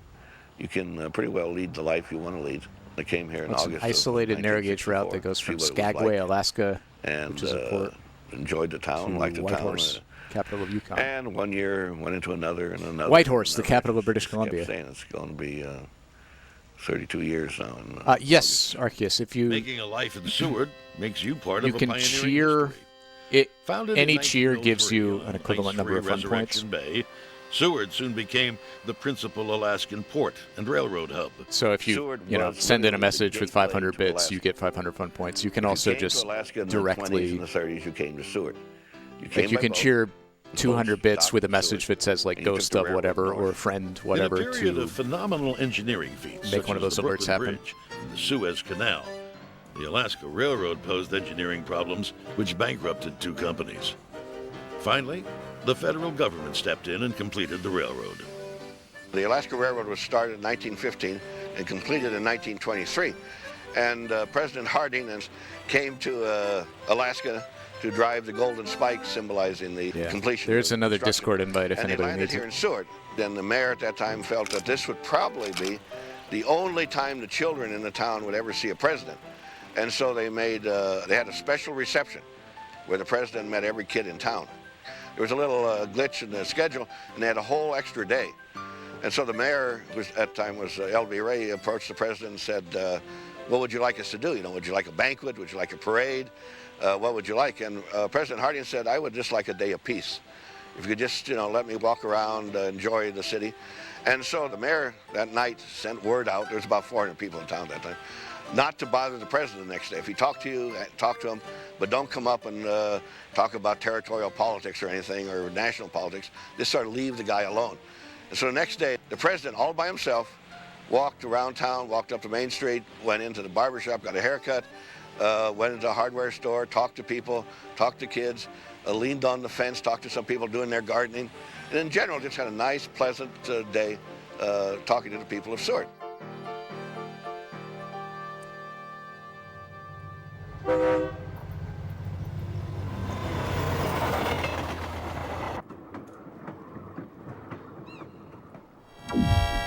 Our train adventure has also brought us close to Kenai Fjords National Park, its glaciers and deep water bays.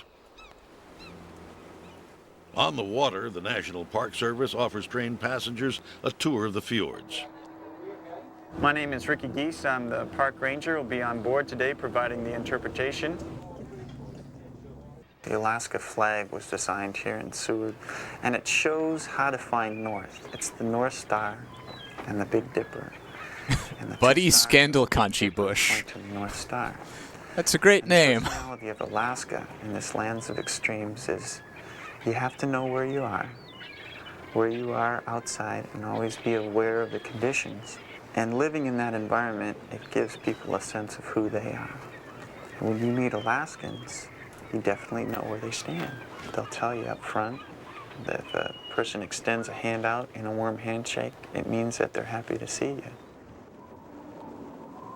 Fjord is the Norwegian word for a deep water bay carved out of the land over the centuries by a glacier where it meets the sea.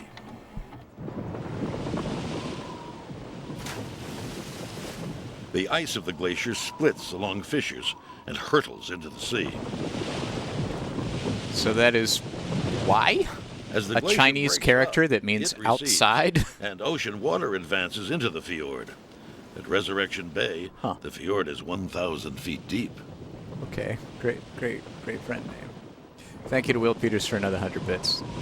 Currently there's an animated show called The Great North, which takes place in Alaska, similar in style and animation to Bob's Burgers. I have not heard of that. Our boat captain carefully steers us close to the face of the glacier to watch the huge ice sheet as it collapses into the sea. We are shrouded in mist and surrounded by floating ice. A cold, wet, but also thrilling encounter with nature at its raw-boned best. That does look very similar to Bob's Burgers.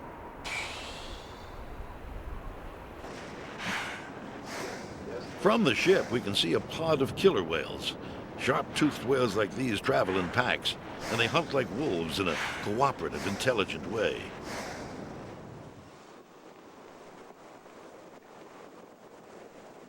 In this land of extremes, there is no limit to the willfulness of nature, and there are times when we cannot escape it.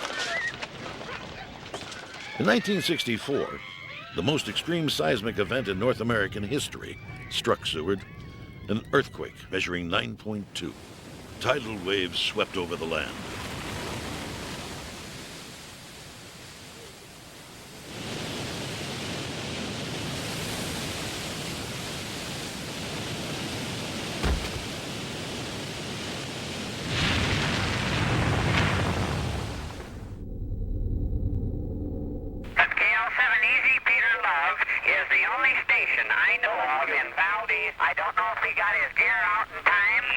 I presume you can hear me. Is there any indication or sign of fire at Seward?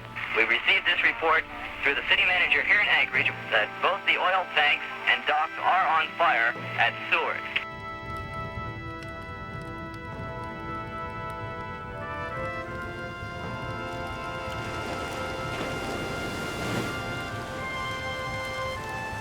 Hello, Trill, whose message somehow did not show up on the chat log. Interesting. Part of the old port. If it's any consolation, I under a modern marina. Very explicitly do not have any April Fool's Day shit to do here. But hope and life, not just devastation. That would require effort that I do not have right now. History of Seward's Resurrection Bay.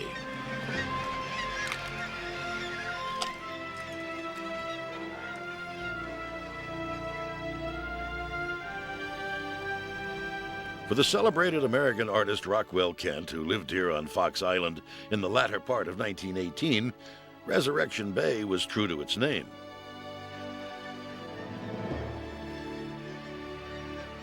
He painted images that give life to human hope and dreams.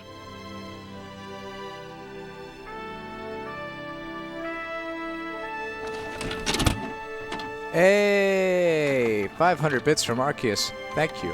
Here's my first ever cheer on Twitch. Finally have some money after getting money for finally getting an autism diagnosis via our nation's workers' disabilities comp. His journal captures I'm glad something is working for you. He took from the land. From our beautiful, beautiful system. Alaska is a fairyland and the magic beauty of its Enjoy your fun mountains points. and waters. The virgin freshness of this wilderness and its utter isolation. What's that? We have a birthday? Are a constant source of inspiration. We have a birthday. You know what that means. Remote and free from contact with man, our life is simplicity itself. We work hard with back and hands, felling great trees. We row across 13 miles of treacherous water to the nearest town.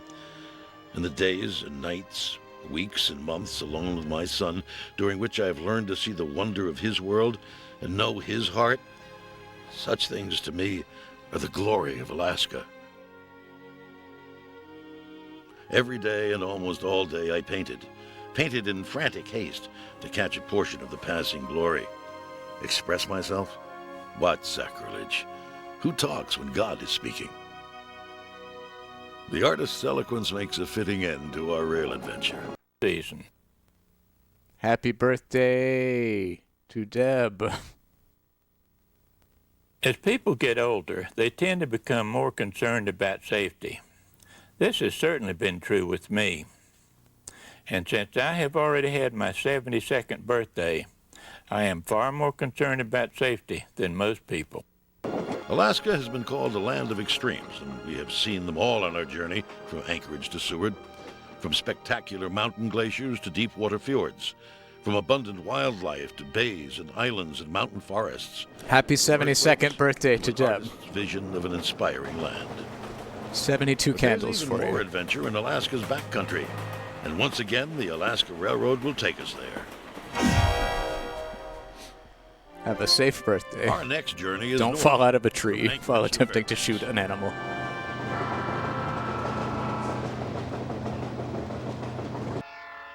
The Alaska Railroad offers travelers a unique way to traverse the state's spectacular backcountry. Summer is the height of the travel season. The Alaska Railroad offers a train to a most popular destination, Denali Park, which is on our route to Fairbanks. The journey begins in Anchorage.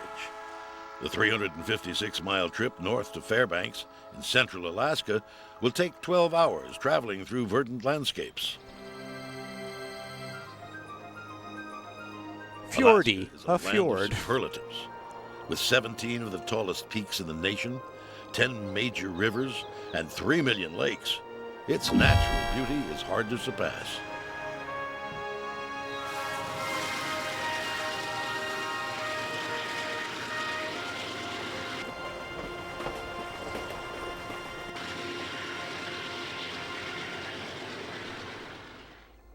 Within minutes of leaving the Anchorage station, civilization seems to disappear.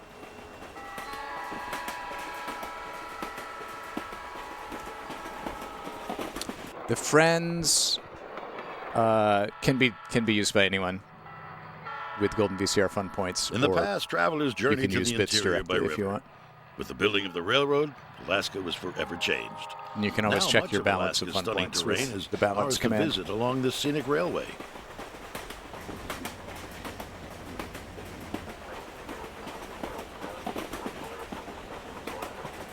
At the end of the last century, the pioneering spirit inspired the hardy prospector and the settler alike to venture here.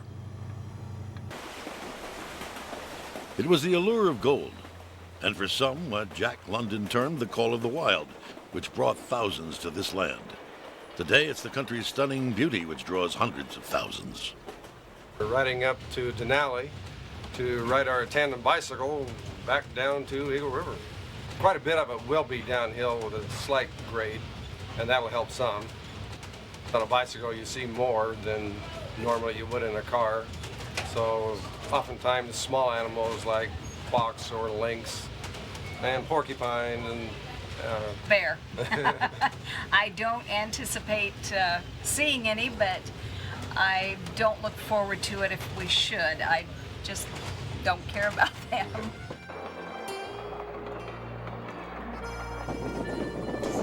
Yeah, no worries. I appreciate the questions. The first major stop for the train will be Talkeetna.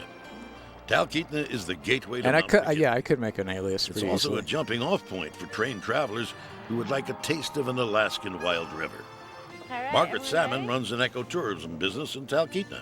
I got to Talkeetna actually via a friend of mine, Jerry Souza, who was a spotter pilot for herring in Prince William Sound. Jerry had always guided up here ever since he was a little kid. Now we can have our own little business here in Talkeetna, rafting and sport fishing. It's a good feeling to be able to show people what Alaska has to offer here in a really non-intrusive way.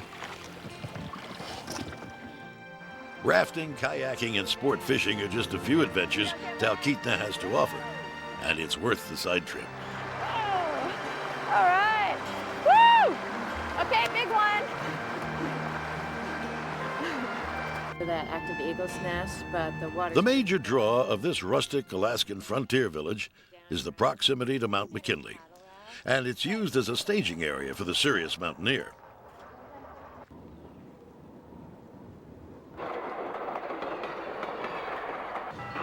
The Fairbanks train continues north toward Denali, but the railroad offers another choice at Talkeetna.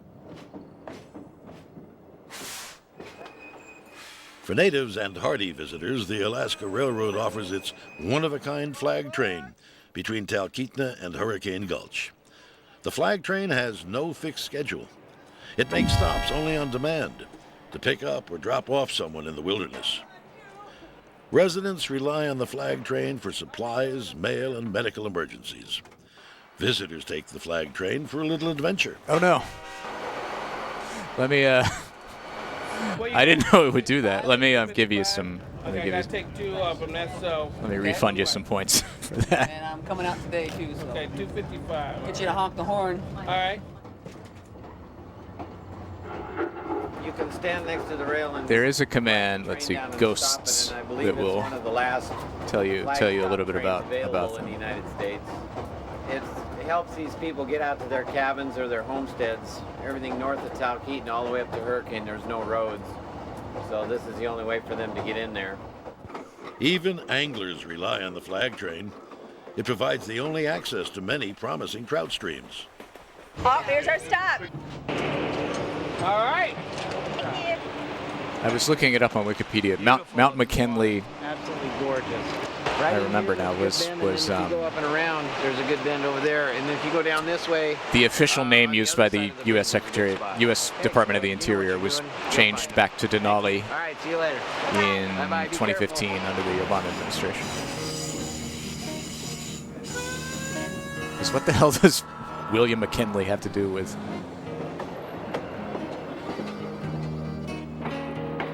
A mountain that has been referred to by the 100 years ago, Yukon people by mule as to stake Denali claim for to the centuries. wilderness and settle a plot of government land. It was named Mount McKinley in 1896 by a gold prospector to support While homesteading an abandoned cabin, William McKinley's Mary presidential Shields relied on campaign. the flag train for her lifeline. In 1974, Mary became the first woman to complete the grueling 1,000-mile sled dog race called the Iditarod. Guys, you want to go? Some friends came down from Fairbanks and they suggested a few sled dogs would help with the chores, be good company for me, and it just so happened they had 3 old sled dogs at home. Very next southbound train, the engineer blew the whistle, the train stopped out in the middle of nowhere, and out came these 3 big fluffy dogs, a pile of dog food, an old sled, harnesses, and they had a little note taped on the sled that said, "Dear Mary, there's nothing to it, just put the dogs in front of the sled." When I heard of a 1,000-mile race where they broke out the trail for us, I thought this is a great way to see Alaska. So I just called up and signed up. They said, "Who are you?" And you needed 8 dogs to start the race. I only had 6 dogs, so I had to buy 2 more dogs to meet the minimum requirement to start the race. When I got to Nome, it was pretty exciting. I pulled in about 3:30, thinking no one would be wide awake, but they turned the fire siren on. That's the way they alert the community that a team's coming in. They do it for the first team, they do it for the last team, they do it for everyone that mushes 1,000 miles. Right under the finish line, there was a group of women waiting, short Eskimo women, great big tall women, parkas, mukluks, and they had a banner stretched out over their heads that said, "You've come a long way, baby."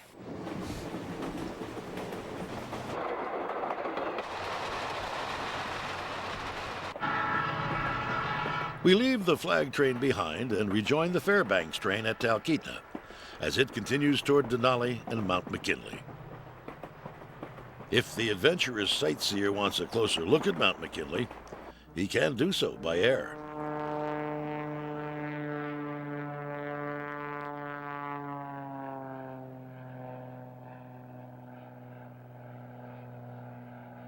Our pilot on this adventure is pilot Buck Woods. I've been flying the Alaska bush for about 15 years now. You got to trust a pilot named Buck. Every day, the mountain changes every day. I don't think there's any such thing as the mountains can be a truly inspirational sight, cloaked in fog and brushed by hurricane winds. Here and see if we can get through this pass. Speaking of which, I just started watching Masters of the Air, which is a Tom Hanks produced we're coming into World War II historical drama about the U.S. Army Air Force in the vein of Band of Brothers and the Pacific. The mountain reminds us of the tremendous scale nature is capable of achieving. I'm enjoying it so far. I really liked who journey here Band of by Brothers in train the will tell you Pacific. that Alaska is big. These are some of the biggest mountains in the world. Also, it is known as the coldest mountain on Earth, day for day. The most experienced climbers spend a lifetime preparing to challenge McKinley. The treacherous mountain can be a terrifying adversary. This is the North Face of Hunter here. There's climbing rates on that. Yeah, it's on Apple TV. Sheer, ice-covered ridges from the south face, which Because provides HBO climbing passed on routes it, to the apparently. peak above. This is the northeast fork. In climbing circles, it's known as We're Death flying Valley. over the area climbers call Death Valley. One must tread lightly here or risk avalanches from either ridge. Orient Express is the most direct line down from the summit to the 14,000 foot level. That's why it's so seductive to a tired climber, is you're standing up there by the summit and you can see the 14,000 foot camp and it looks like, oh hell, I'll just go down that thing and take a Our shortcut. destination is Kahiltna Glacier at a dizzying altitude of 7,500 feet. Okay, we'll take an orbit around base camp and we'll land there. The ascent of McKinley is prepared for at base camp. And from here, the occasional rescue is made. Annie Duquette runs the base camp. We've got about 6 climbers that need to go out. Well, I get to meet people from all over the world. It's really interesting. The most common problem that a lot of climbers encounter is the altitude. A lot of climbers don't realize that they need to take time at higher altitudes to acclimatize, and a lot of times they rush up to the summit and come down with either cerebral or pulmonary edema.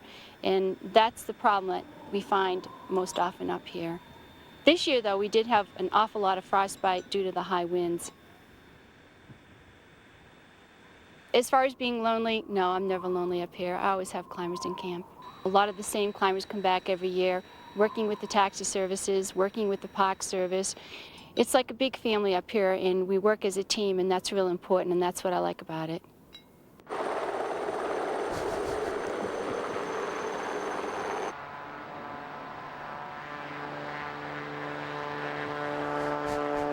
Yeah, it has its own ideas about what things should be named, and usually it's sunny.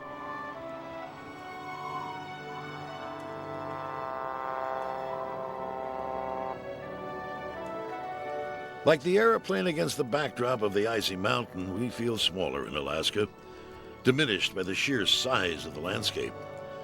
Those who choose this side trip from the train will never forget it.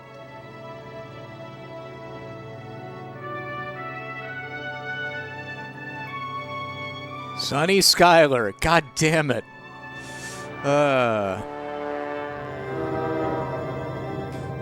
Bits should work, yeah. If you want a ghost, you can cheer like 200 Back bits aboard and the then comfortable ghost train, of whatever. We travel north over so-called Hurricane Gulch, one of the many fearsome engineering challenges for the builders of the Alaska Railroad. Or friend, whatever. Those are both 200 bits.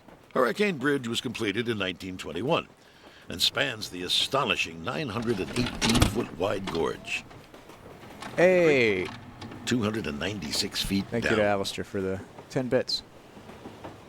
That's 10 golden VCR fun points you should The now have. experience of the wilderness sometimes arouses unsuspected talents in the frequent traveler. I started riding the Alaska Railroad when I was 9 years old.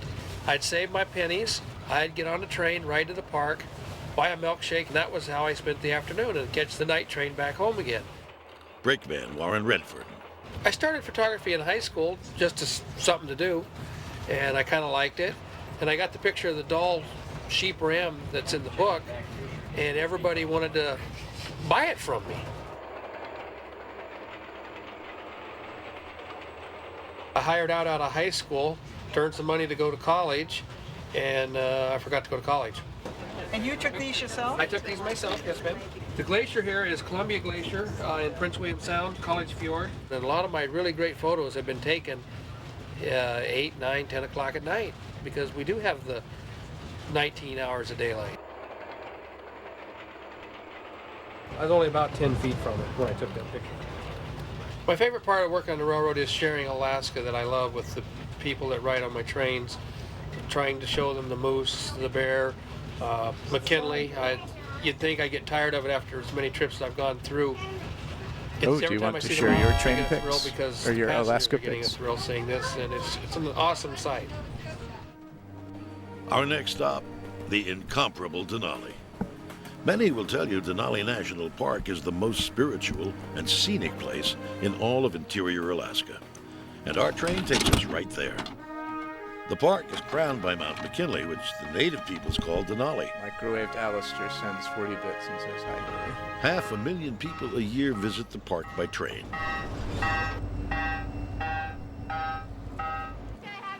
Denali hosts trails for hikers and bikers, attracts botanists and bird watchers by the score.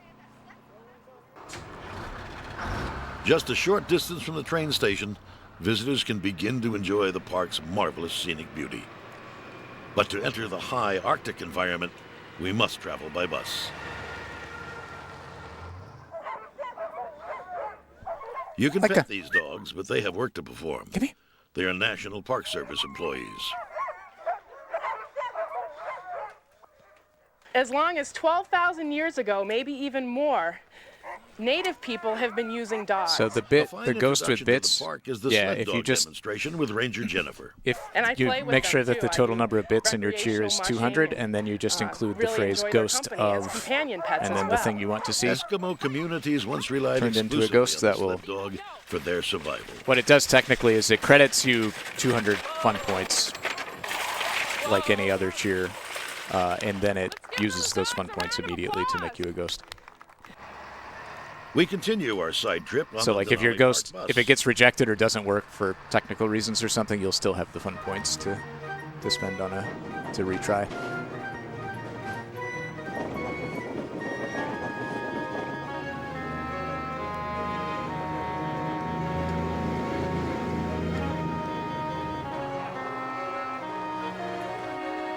Within the park's boundaries reside an amazing 132 kinds of birds and a variety of mammals, including the red fox we see along the road. Winter coat. That's why it looks so ratty. In another month and a half, that fox will be beautiful. For 90 miles, we pass through Arctic tundra. A Russian word, tundra is composed of a boggy vegetation, which forms a flat expanse like a living carpet. Tundra has no trees. This doll sheep makes its home here.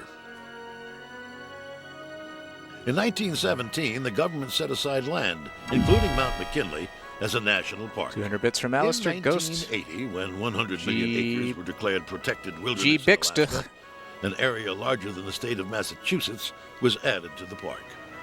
That's the whole region that looks was like a renamed B-52. Denali, an Athabascan word meaning the Great One. Or For a the B Indians, whatever. the mountain is sacred. She's so big. Yep, there's a cub. Sorry, B-17. The site most cherished by travelers venturing into the park's interior is the mighty grizzly bear. In Alaska, the grizzly is big. You only need one Arctic wing. mammals are generally bigger than their southern cousins. The Left- giant left or Alaskan right, it doesn't grizzly can matter. weigh in excess of 1,200 pounds and stand almost 8 feet tall. Haley brought me this photo album from her childhood trip to Alaska to visit family, and then she said she had to go to a meeting. We arrive at the welcome site of Camp Denali Lodge. Hey, thank you to Arceus for gifting 2 community subs. Hi. That also gives you fun points. What is it, Lindsay? Oh, great, Lindsay. Welcome to Camp Denali. Thank you. Great to see you here. One may canoe, hike, That's merely Lil relax Lil at Camp Haley. Denali. Our hosts, Jerry and Wally Cole. How old were you there, Haley? We exist here in Denali National Park is to give the more adventurous of the folks who travel here these days an alternative to what is the norm in terms of accommodations and experience. First grade.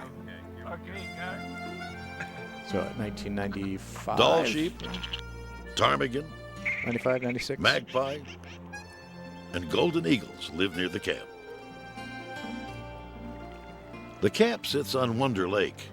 The lake is over 2 miles long and stretches to the very foot of Mount Denali. Okay, we're going up the camp's ridge. Wherever this is. 1,500-foot I want to eat at We a also diner like have that. guides who are going out with guests each day. Usually we divide guests into small groups of not more than, say, 10 or 12 people, and help them experience Denali either in a very strenuous hiking fashion or nothing more than a half-day nature walk. Camp Denali was started by Morton and Virginia Wood and their friend Celia Hunter. That was back in 1951. We thought it'd be neat to spend summers Your mother's out there. going to stay how long? And we expected that we would probably have guests who liked to hike, and we would the blingy go with them. of The fact that we wanted the to have pre-digital people era. get out and hike in the park, watch the wildlife, you know. And do the things we like to do. And our whole thing was that we figured what the entertainment was out there. We didn't want the artificial stuff. The original Mondays owners of the are camp the came by air. worst. They were veteran military pilots. How did we get to Alaska? In 2 beat-up old Army surplus airplanes, which we were hired to deliver to Fairbanks. They had women pilots up here, Alaska. Oh, and there's before your we dad ever with Owl. got up here. But they I were don't know if fairly that's... rare. No, fairly rare birds. It's probably not an Alaska photo, is it? But it is Owl. Current owner Wally Cole wanted to buy the lodge from the Wood sisters in 1959. Wally was a kid then. When we first knew him, he was rustling baggies back at the hotel. One rainy night here in the lodge, having gotten in at around 11 o'clock, very stormy, rainy, awoke the next morning to this incredible panorama of McKinley and the rest of the Alaska Range in full view through these front windows. And he was hooked.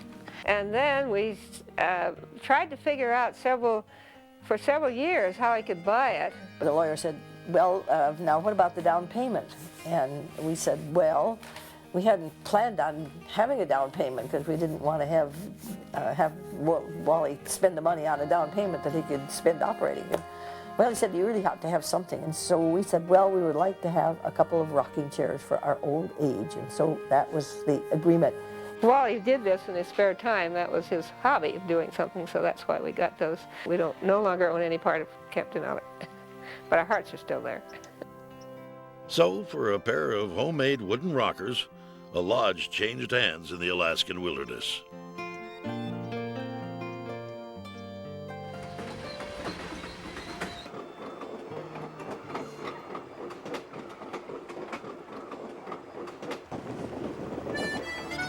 Back on the train, the final leg of our adventure north passes through the Tenano River Valley. The railroad's builders encountered a great many obstacles between Denali and Fairbanks. Canyons where the soil was unstable required elaborate trestles. Mountains had to be tunneled through, and rivers required spanning.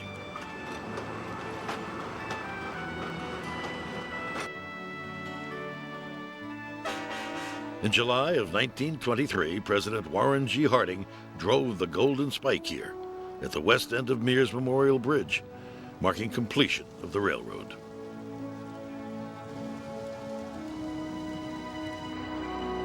Gold built more than one town in Alaska, and it was especially true at Fairbanks, now the state's second largest city. Fairbanks was founded by starry-eyed adventurers that had come to seek their fortunes. In 1902, hordes of prospectors called stampeders poured into the Fairbanks region and set up operation. Today, while commercial mines continue to dig gold, we are offered a reenactment of what prospecting was like at the turn of the century. Visitors can still pan for a little color in search of gold. With patience, you may find some. The best part about the gold in these pans right now, folks, brand new money, right out of a hole in the ground. Although the prospector seldom struck it rich, adventurous merchants recognized a golden opportunity and set up shop in the mining camps, supplying all the necessities. One such family of entrepreneurs was the Binkley family, who supplied miners along the Yukon River a century ago. The Binkleys still own shallow draft paddle wheelers. At 265 feet, this one can float in just 3 feet of water. Our family started in the gold rush days. My grandfather came up here in 1898, and instead of gold mining, he built stern wheel riverboats and supplied the gold miners. We're going to have a historic photographic opportunity here, folks. With so few roads, travel in Alaska has always been a struggle. Early travelers came by riverboat, but only a few rivers were passable, and travel was limited by winter ice. The railroad offers a partial solution. I had spent a number of years up and down the Yukon River serving the needs of Indian, Eskimo, and Caucasian people for literally dozens of hundreds of miles. And when Mrs. Binkley and I started this, she had an awareness of the cultures of the interior and had studied it, as a matter of fact. And she felt that people would be interested in this remarkable native culture found here in the shadow of the Arctic Circle. Some part of the Athabascan way of life has been preserved in live demonstrations. The old culture has nearly vanished elsewhere. People's time poor doors and Regency books, TB of There are Detectable 3 Pies. Aboriginal peoples in Alaska. The Aleut, who are an island people, the Eskimos, who live on the coast, and the Athabascan Indians, who live in the backcountry of interior Alaska. The beading on the tribal jackets depicts bluebells and forget-me-nots, which grow during the brief Alaskan summer. Something special, so you may want to get your cameras ready. This is called the Sunshine Rub. Mrs. Binkley and I have 4 children, a daughter and 3 sons. And they started just as little kids, doing their chores on the boats. We only had 1 trip a day, and our season was much less with our little 25-passenger vessel. So as the business grew, the children were growing. And then as they grew older, they took more responsibilities. Then as they had families, each of their kids, our grandchildren, did the same thing coming into the business. So that now of the 20 family members, we have 18 working in the business. The other 2 are not renegades, they're just under 5 years old. Started out as a youngster going along on the boat with my VCR. folks, and I stood right on this box and learned to Did I see a VCR in that stack of AV operate equipment? the boat. And myself, like my brothers, my 2 brothers and I have all become riverboat captains. Our visitors, when they leave, to love Alaska as much as we love it, but I don't know if that's possible. It once took months and great hardship to make the journey to Fairbanks. It also took an adventurous spirit. Alaska still inspires adventure, and there's no better way to find it than on the railroad. Klondike poet Robert Service perhaps expressed it best. There's a land where the mountains are nameless, and the rivers all run God knows where. There are lives that are erring and aimless, and deaths that just hang by a hair. There are hardships that nobody reckons. There are valleys unpeopled and still. There's a land, oh, it beckons and beckons, and I want to go back, and I will. You don't really have a sense of wilderness until you see Alaska. Perhaps the largest, still untouched wilderness on Earth, and we were able to see it on the Alaska Railroad. It's one of America's most awe-inspiring. Hey, seemingly scenic Jess, thank you for gifting us up to Thanks for riding with us.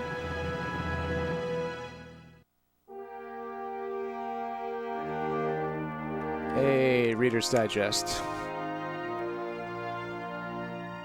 Alaska does seem massive.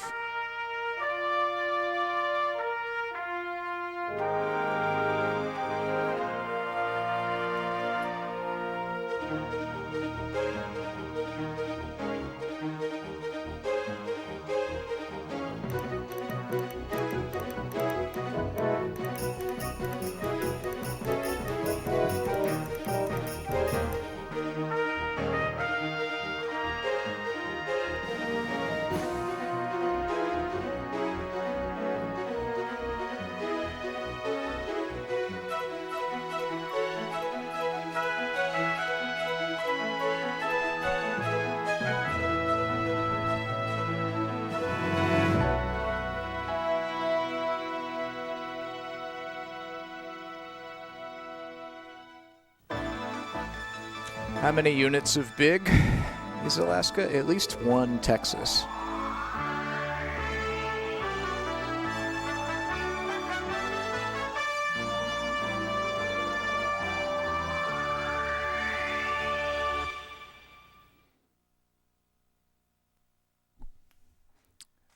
I would say it's probably like bigger than Europe.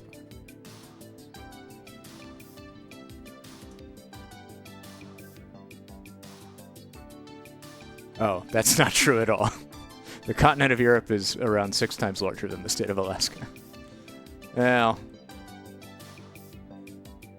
it's the size of, like, you know, Germany and France put together. You could fit like a Germany, a France, and a Spain and an Iberian Peninsula into Alaska. Oh, okay. Let's see. This tape was also sent in by the Bell Bunny. Thank you to the Bell Bunny for sending this in. That was a Reader's Digest Scenic Rail Journeys. The Alaska Railroad. Thank you. That one was pretty chill. This is part of a 3-tape box set.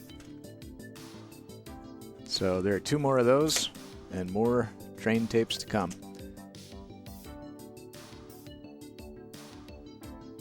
Yeah, it's always like a little thing. It's never, you get, in American maps, you get the contiguous 48 states, and then you get a little Hawaii and a little Alaska in the corner. So we never really get a good sense of what its relative scale is. But yeah, I think it gets Mercator projectioned. Swedish tapes, I don't believe those would, those would be PAL tapes, so they wouldn't play on my VCR.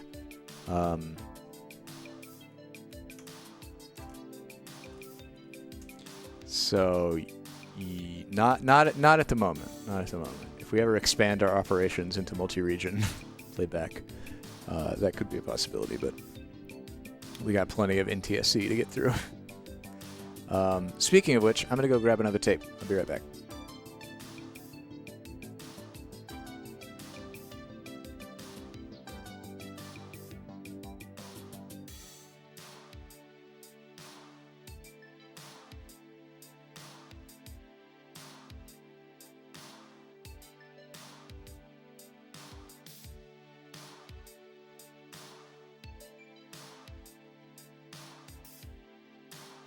This is yet another tape that needs to get off my shelf. It's been there for too long. This is Questar video collection, Discovering Jesus. First time available, 4 hours on one video. Wow, it's our longest tape in the collection.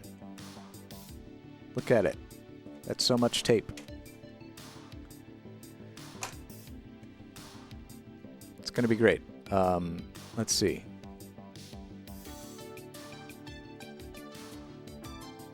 This is tape number 65. Who was this Jesus that walked among men and followed his way?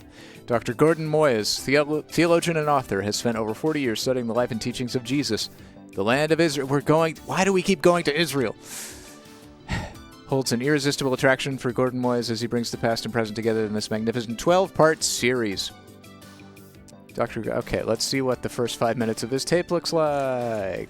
Here we go.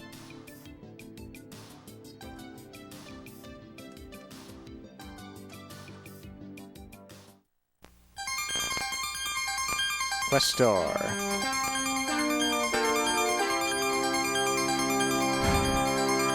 And I already have that intro graphic.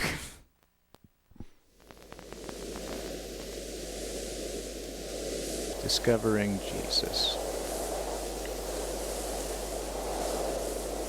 At the eastern end of the Mediterranean Sea lies a narrow strip of land. That's a lot of papyrus. It's just over 200 kilometers long and 90 kilometers wide. You cannot depict this fertile the crescent Middle East without lies papyrus. between the sea and the vast Arabian desert. For thousands of years, people from many races and religions have fought over it. Today, it's known as Israel, the homeland of the Jews.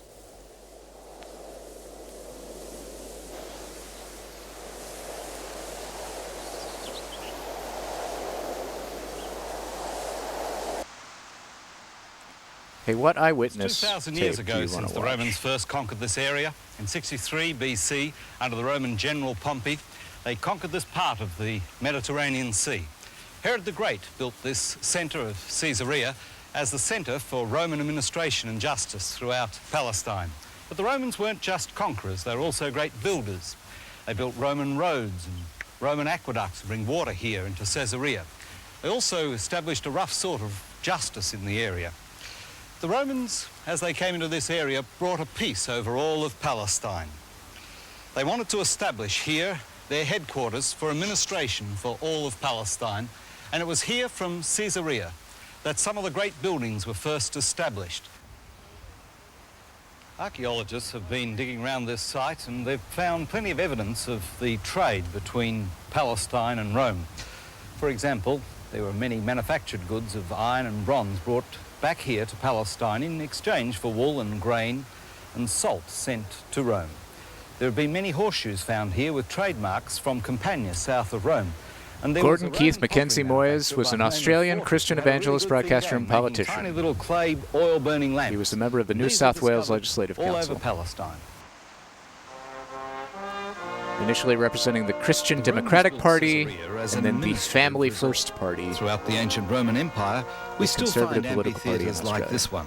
Entertainment was important for Roman citizens and soldiers on duty away from their homeland. He was born in Melbourne.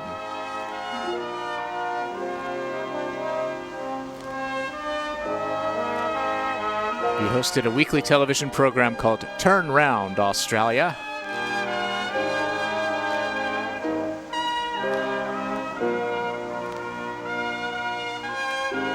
So, an evangelist and politician from Australia. After capturing the coast of Syria and Palestine, Pompey moved on to Jerusalem, where he ended the independent rule of the Hasmonean family, And yeah, who had ruled he the died in Jews 2015. since 135 BC. In 54 BC, Crassus, a member of the first Roman group of rulers, or triumvirate, invaded Jerusalem and stole the temple treasure, while Pompey and Julius Caesar, two rival generals, went to war against each other. Caesar, of course, won, and appointed Antipater procurator of all Judea.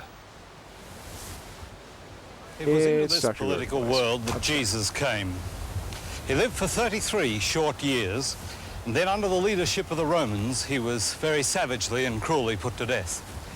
But why should something that happened 2,000 years ago I did get a few tapes in influence the Japan, lives yeah. of people on Earth so much today? Why is it that 1,000 million people around the world I have not call themselves by added them his to name? the website Why yet. do they call themselves Christians and acknowledge him to be Lord? Why is And it I that could only get a Jesus couple. so motivates people to give their lives to him in But I got obedience the and Mississippi River of Why is it Song. that all of history is divided into BC and AD on the date of his birth?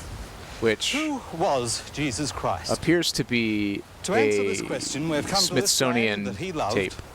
and we will So I don't know if visit it's all of the places just that he subtitled knew, in Japanese or where he what. taught, and we're going to see if we can't complete our own personal But it's pilgrimage about, you know, in the discovering musical Jesus. heritage of the Mississippi Delta. And it has this whole, like, fold-out thing.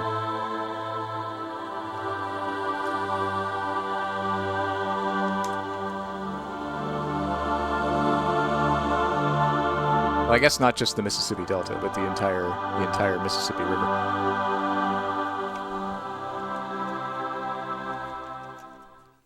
It is like everything you buy secondhand in Japan in marvelous condition.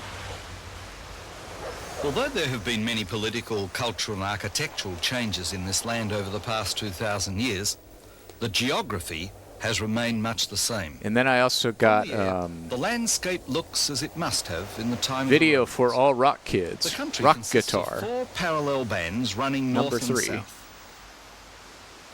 Red Warriors, Kings are in A narrow coastal R&R. plain along the shore of the Mediterranean, down which the great north-south It's, highways I think, run. about how to play In the bass central or hill something. area, the villagers tend their orchards and vineyards and graze their sheep and goats. The deep Jordan Valley is filled with tropical vegetation and the River Jordan. The fourth area is across the Jordan in the hills of Moab and is a desolate waste area.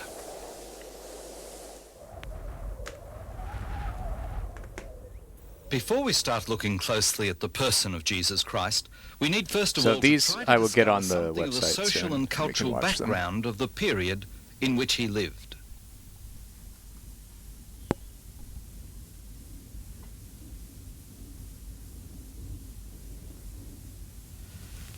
Beneath my feet are the most incredible series of caves. In the 200 feet high cliffs here at the Wadi Qumran, the monks from the Essene community had hollowed out the whole interior of these wadis. And when the Roman If general you want to Silva, now, under the leadership of General we can Titus, watch swept Eyewitness down from the Seashore. north in his attack against Eliezer, the last of the Jewish rebels down there. Or we in can keep Masada. learning about Palestine. When they knew they from were coming, Dr. the Gordon Essenes Moyes. took up and buried in these caves their most precious large pots containing copies This is 4 of the hours. scrolls, the Torah of God. It was the most precious It's thing a 4-hour possessed, tape. We could and keep there going. were 300 scrolls. I could just hidden go AFK beneath for the my next feet. 4 hours, and you could all watch And so it this was in without me. 1947, a young Bedouin boy by the name of Muhammad the Wolf came into this area looking for a lost goat and found a very small opening which has since been enlarged by archaeologists. The great significance was they were 1,000 years older than the earliest scrolls known of the Old Testament, and they tell us of the expectation of the coming of a Messiah. Jacefook has gifted a sub to Martin Sheen. All right, that means we're doing Eyewitness. Let's do it. I'm going to go get... The deal is we can do an Eyewitness, but I am choosing it, and I have chosen... bada boom. Eyewitness Seashore. So, we have discovered Jesus. Thank you. Now this can leave the shelf and make room for more of the tapes that people have sent in that I need to get out of these boxes and scan and put on the website and get on the shelf. Eyewitness time.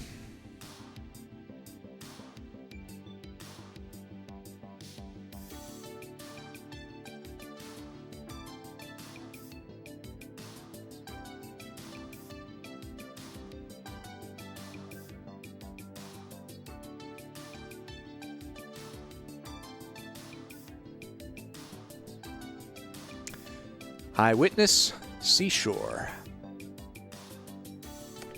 Narrated by Martin Sheen. Seashore, what happens to a crab that loses its claw? How did one low tide wreck the entire Greek navy? Seashore dives into the explosive front line between land and sea. From crashing waves and blasting winds to placid tide pool, discover what makes the coastline so alluring to the masses of wildlife and humans who gather there. Narrated by Martin Sheen. This is from 1996. Which, maybe that's the second series of Eyewitness, or maybe even the third. I don't know. Let's do it. Eyewitness Seashore.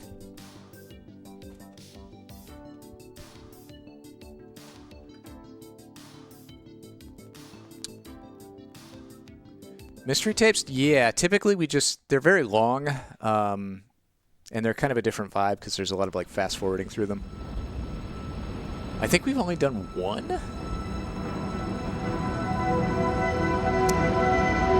But yeah, I tend to do them as their own kind of stream format.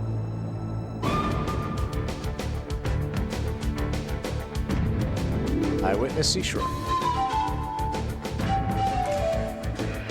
I have to take the VOD, the last stream's VOD into Resolve and edit it and re-upload it because YouTube thinks it's a music playlist, and when it's a music playlist, it doesn't let you like procedurally trim out the copyrighted parts. So you have to do it manually.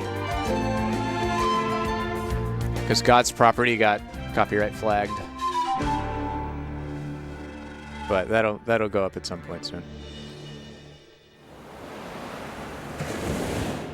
It is the front line between land and sea, where rock and wind-driven waves collide. Its residents are assaulted by the incoming tide and exposed to the air by the ebbing tide. Why would anything choose to live here? How can this hostile arena be such a cauldron of regeneration, such a teeming realm of life?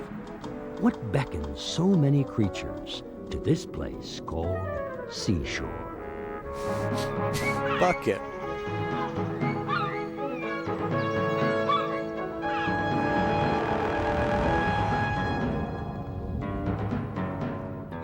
Crab. More formally known as the intertidal zone, it is the movement of water that defines the seashore's boundaries. The highest point the waves cast their spray marks the seashore's upper border. The lower boundary is drawn by the lowest of low tides. Who is the French equivalent of Martin Sheen when it comes to narration?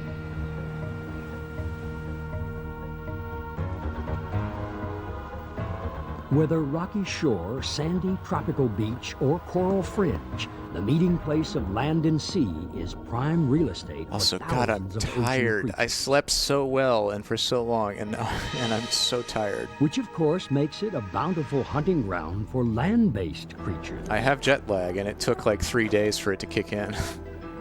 While its food-rich waters have long fed our bodies, to ancient minds, the sea was also the universal womb from which gods were delivered.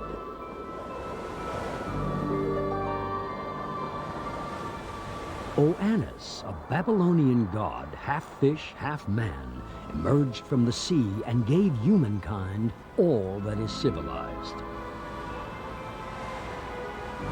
The Greeks believed the tides were ruled by the moon goddess Diana, often represented as a sea crab, a creature with the power of regeneration. It's no coincidence that the crab's place in the zodiac, the sign of Gérard Depardieu. Rebirth. He's kind of a piece of shit, isn't he? Or am I thinking of the wrong guy? He's more like the Sylvester Stallone of France. Didn't he, like, go to Russia? The crab's place at the seashore is anywhere. It's one of the few creatures that travels throughout the intertidal zone. There are many types of intertidal zones, but rocky shorelines found throughout the world Joshie D, how you doing? the greatest diversity of life. I just showed off on stream the 2 tapes that I bought in Japan. Flooded twice a day. Only 2. The roof garden is the spray and splash zone. Rarely submerged by the tides, those that live here thrive in the salt air. The top floor is filled with tidal pools and populated by tenants which depend on salt water, yet many have adapted to survive for hours exposed to the air. The ground floor teems with species that thrive in tidal waters, but can only withstand minimum exposure to the air. In the basement or subtidal zone, predators congregate and feed on their upstairs neighbors. For the free-ranging crab, danger can lurk below or glide overhead. I guess this is as close as we get to Eyewitness crab. I kind of want a dedicated crab The tape, cliffs and but it was not to headlands be. of the spray and splash zone make perfect nesting grounds for many shorebirds. After spending most of the year at sea, cormorants, albatrosses, penguins, and puffins seek the protection of rocky coastlines to breed and raise their young.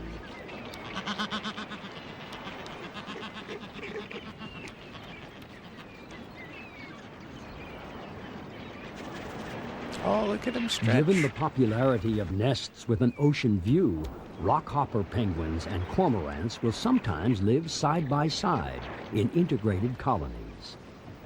But the main attraction of these sites is their closeness to nature's bounty, essential for feeding their young.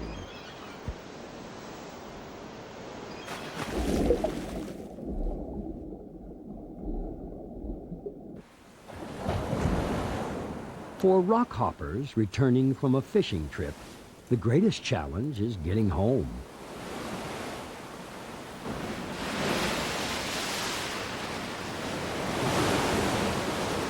Jean-François Bourdieu is apparently not a famous French actor, so he's probably the discount Martin Sheen of France. For the plants of the spray and splash I wonder if the zone, producers it's looked water, for water everywhere and a not French a drop to actor drink. who sounded like They Martin depend Sheen. on rainwater, which their rocky footings hold little of. so their leaves, fleshy and tough like desert. Because there are a few of these tapes that Martin Sheen was not rainwater. a part of, that they just got a Martin Sheen sound-alike to narrate. When it came to retaining their health, sailors once ate the leaves of scurvy grass. Rich in vitamin C, God, the leaves prevented scurvy. not really. Were the mariner's equivalent of orange juice. Not really. I don't feel like I absorbed that much from the tapes, to be honest. Their fossilized remains make chalk. Built up over the ages, this creates ancient seabeds, such as the chalk-white cliffs of Dover. But time is not the only artist. I'm a very laconic dinner conversationalist. I don't have a lot to say. From gentle sea breezes to howling gales, the wind blows coastal sands. It's all kind of a blur. Half the time I'm not even paying attention to the tape.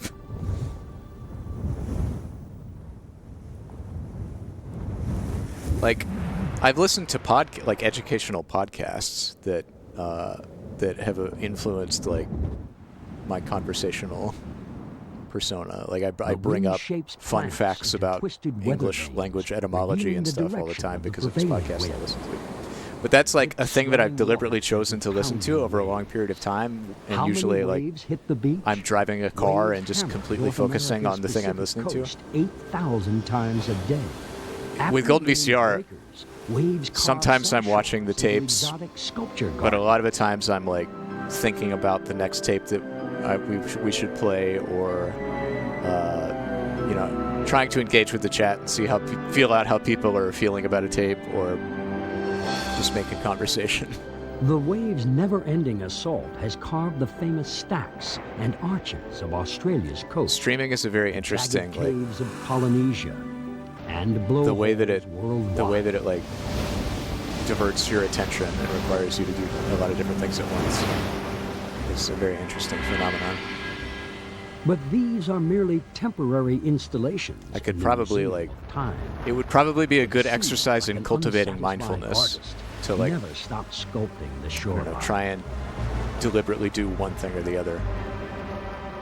Like, am I making this about hanging out with chat right now, or am I making it about listening to Martin Sheen? Has even been put to use by humans. The caves and tunnels carved in the coastline of Hastings, England, have long been used by smugglers. In the 1700s, a popular new foreign drink known as tea was slapped with an import tax of 129%. Soon, 2/3 of Britain's tea was provided by smugglers, much of it through these caves.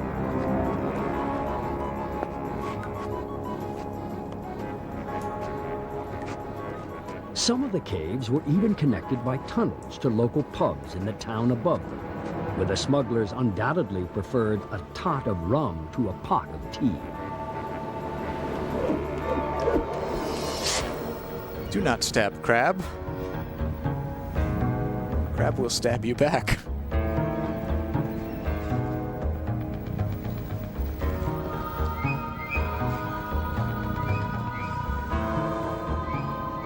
The highest zone to be submerged by the tides is dominated by tide pools. Within this band and its chain of rock pools live the creatures which need to be submerged part of the time, but can survive exposed to the air from 8 to 18 hours a day.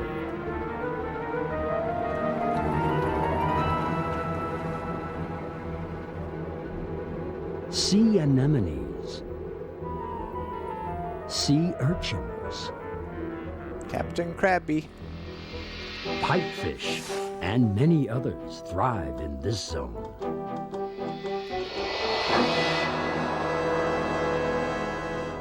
For the barnacles that dwell here, high tide delivers an ocean chowder of algae and plankton.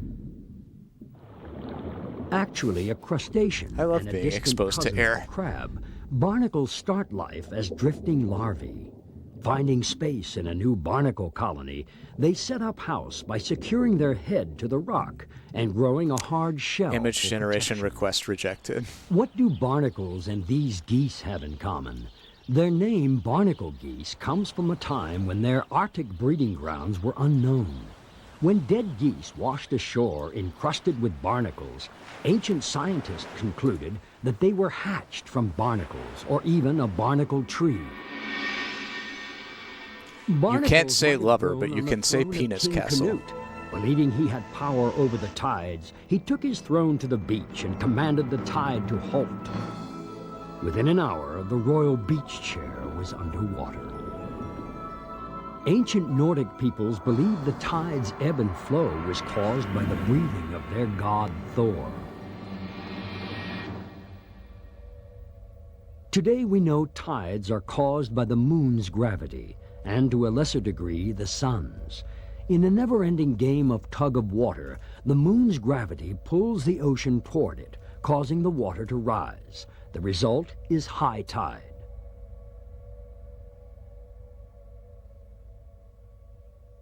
The moon's gravitational pull can raise and lower the ocean by just a few feet to a range in Canada's Bay of Fundy of fully 47 vertical feet. Earthy. Sure. Whether it's unveiling rocky headlands or the face of a goddess, the tide always delivers. Born of the sea foam, the Hindu goddess Lakshmi symbolizes the sea's boundless generosity. The crab running away from Octopus Ghost has neither been rejected nor finished. It is still in progress. With a respite from the pounding waves, tidal pool residents relax their grip on the rocks, I don't know open if up it's their going to tentacles, and show step up to the all-you-can-eat buffet.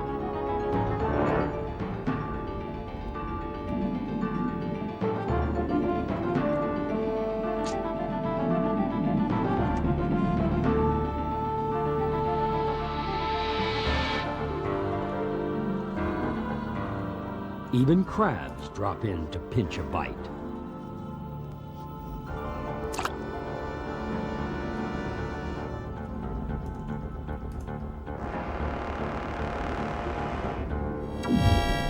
Oh. One of the most unusual feeding techniques is displayed by brittle starfish. First, they snare their food, then use feelers to pass it down to their mouth. Never known to diet, starfish will stuff themselves to the limit. Sea anemones, sometimes called the flowers of the shore, use their stinging tentacles to stun and capture prey. But this sea slug is immune to the anemone's poison. It eats the tentacles, poison tips, and all. Oh, it's an octopus crab hybrid. Despite the anemone's best efforts to escape, the sea slug continues working on its large order of seaside spaghetti.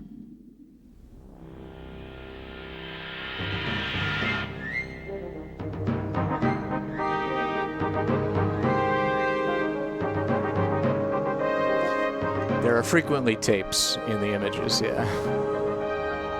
Through the ages, humans have gone down to the sea to gather food, but going to the beach for recreation is a fairly recent phenomenon. Yeah, I craft a specific prompt that gives me the particular kind of image that I'm looking for. So it's ghostly, it has a dark background, it has VHS artifacts. So some of that influences the imagery that shows up in the final image.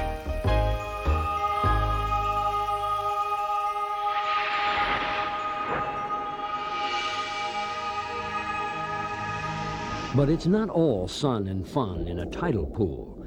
These hermit crabs fight over who gets to move into an empty whelk shell. With hard armored protection up front, but a soft backside, hermit crabs rely on borrowed shells to cover their tail. In a different kind of shell game, a molting crab is often a mating crab. Joey Jellybean. Having discarded her hard and inflexible shell, which crabs do once a year, this female's new shell, soft and pliable, is much more conducive to mating. Oh no. Besides procreation, crabs also practice regeneration. Built into the crab's genetic menu is the ability to regrow lost claws. A good trick when the option is life or limb. But more dangerous than losing a claw, the warming sun heating the tidal pool. For fish that can leap, it's time to leave the jacuzzi and hit the big pool. According to Japanese legend, the Empress Jin controlled the tides with 2 jewels. When Korea attacked Japan, she used the jewel of the ebbing tide to beach the enemy fleet, followed by the high tide jewel to drown them. The Greek warrior Alexander the Great knew nothing of tides. The Mediterranean, too small to be affected by the moon's gravity, is tideless. Venturing into the Indian Ocean, Alexander's entire fleet was stranded on a sandbar when the tide went out. Other ancient cultures more familiar with the tides link them to their sense of time. In Old German, the word Zeit means both time and tide. Well, I assume that's because you are not a crab sexual. With the incoming tide and died with the outgoing tide. Sexiness is in the eye of the crab. In the natural world, there is a grain of truth to this. The breeding cycles of horseshoe crabs are synchronized with the highest high tides called the spring tide. Riding the spring tide into shore, they're able to lay their eggs at the highest possible watermark. This allows their offspring to hatch and thrive in a sandy nursery. 28 days later, they're hardy enough to catch the next spring tide and face the rigors of the sea. As the shoreline is a gateway to a new world for young horseshoe crabs, so in human history, the seashore has been the gateway to undiscovered worlds. Captain Cook was the first Westerner to set foot on the coastlines of New Zealand and Australia. When Columbus landed on a Caribbean island he called San Salvador, he opened a new world to Europe. Beach landings are often surprising and sometimes treacherous. Oh no! Run away.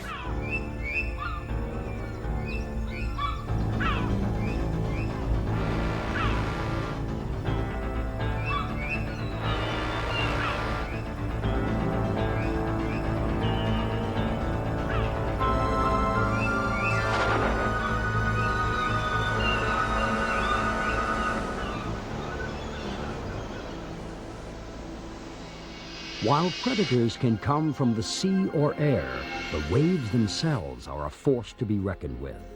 The lowest zone exposed by the tides is sometimes called the hold-fast habitat, because the plants and animals that dwell here are almost constantly churned by the tidal waters. They're only exposed to the air about a third of the time. Look at him doing a little spin. Kelp, a giant seaweed, creates underwater forests, saltwater sanctuaries for countless creatures, including kelp fish, named for their resemblance to kelp blades, a handy disguise when avoiding the hungry eye of predators.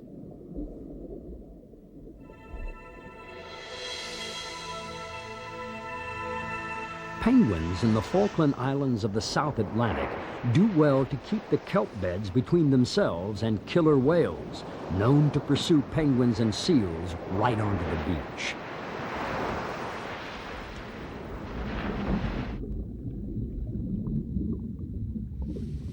Because kelp can grow as much as 3 feet a day, the farming of kelp has become a thriving business.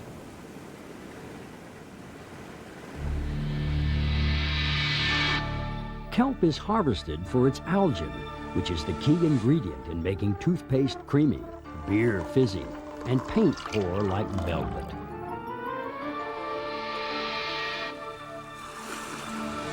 Sea otters love the kelp beds for different reasons. Clinging to the rocks are an ample supply of shellfish. With a rock balanced on its stomach, the otter uses it like an anvil to break open a clam.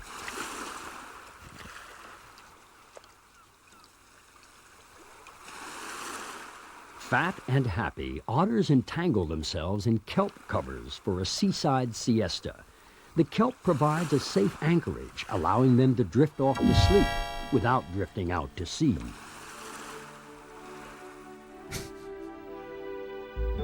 Using binding threads stronger than steel wire, mussels secure themselves to the rocks in vast colonies.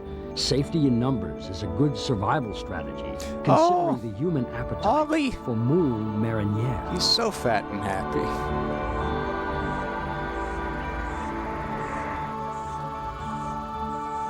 The equivalent of a kelp forest in the warm waters of the South Pacific, Indian Ocean, or Caribbean are the mangrove beds. The tangled roots of mangrove trees create protected lagoons, the perfect nursery for young creatures. For the female lemon shark, the lagoon provides an ideal birthing room. Happy crappy. Her pups will stay here for 3 years before they're big enough to venture out into the open ocean. Sunny. Of course he's Sunny. He's so fat and happy. While the creatures of the sea do everything to ensure their survival, seafaring humans have done no less. Lighthouses were invented to ensure the safe passage of ships. The dangers of the sea have claimed countless ships, crews, and cargo. I should make a way to see all the friends. The first known lighthouse was considered the seventh wonder of the world. Built in 280 BC, the ancient I have some specialized code to like remove the backgrounds to give them a transparent background to appear on stream. And if I were to present them in a gallery, I would want to like have the background in there. So I have all the information I need to do that. It has to be handled in a certain special way, and I haven't written that code Mariners yet. believe she used her charms to lure ships onto But I have kept all the images. to watery graves. Just as a I have a lighthouse database often marks the that has entrance all to of a the harbor, the things. subtidal zone marks the entrance to the sea.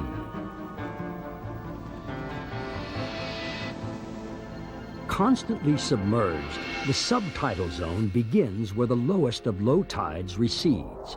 Here, many a ship, dashed on the rocks, comes to rest, most by the hand of nature, but some by the hand of man. I really could tweak it a little to make it less likely to give us dumb names. The English But Sunny is kind of a meme at this point. Celebrated his wedding with full crew and guests aboard his ship, the Lady Lovibond. A jealous sailor, unable to bear the bride and groom's happiness, steered the ship onto the rocks. The captain, his bride, and the entire I mean, it would be fun to do like in the cold kind of a credits roll thing at the end of every stream where we just flash by like all the ghosts and all the friends that have appeared.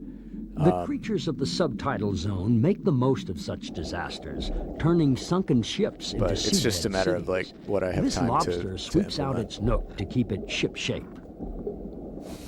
Emerging at Sunshine, night to a Sunny the scavenge on Sun. dead or dying It's prey, not sunny. Lobsters are themselves prey to fishermen. The largest lobsters found have exceeded 3 feet and weighed over 40 pounds.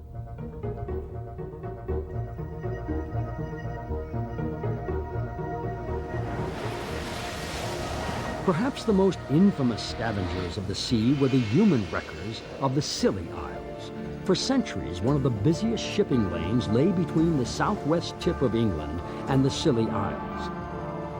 Praying to St. Warner, the patron saint of shipwrecks, the islanders implored that if wrecks must happen, thou wilt guide them on to the rocks of the Scillies for the benefit of poorer folk.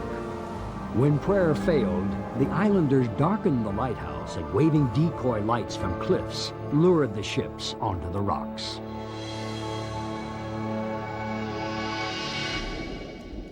In the South Pacific, ships are more likely to founder on the coral reef, renowned for its colorful residents.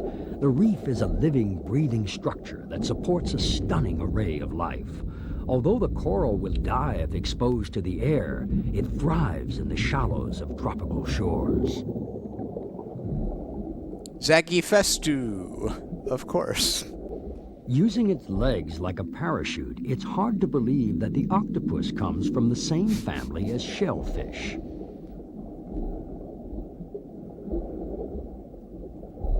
But very few shellfish have the octopus's ability to disappear in a cloud of ink.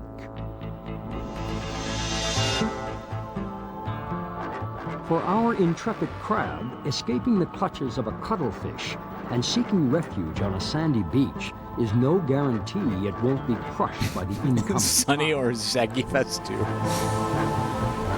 Crashing waves grind down. I was really hoping that the crimticular spontifoon would be named Sunny. The grinding machine of the surf runs 24 hours a day, 7 days a week, 365 days a year. Oh, the ghost of the crimticular spontifoon was rejected by the safety system.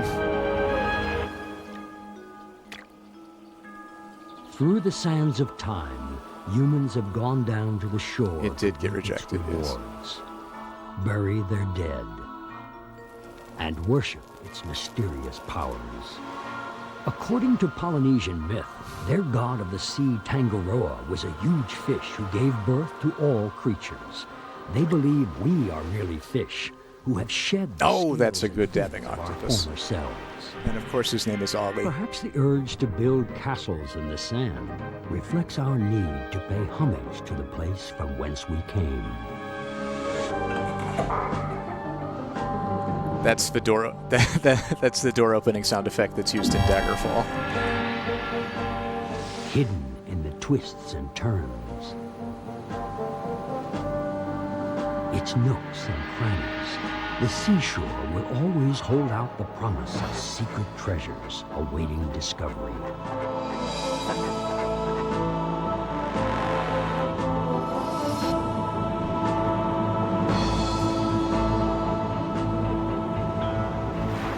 For the amazing array of creatures that make their home where land and sea collide, it will always deliver the renewable treasure of life. That was a cool shot. It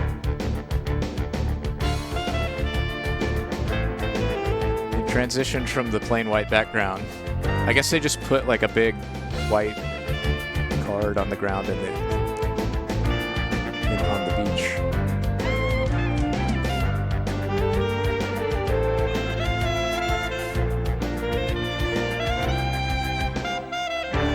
Let's see if we get a making of on this one. Yeah.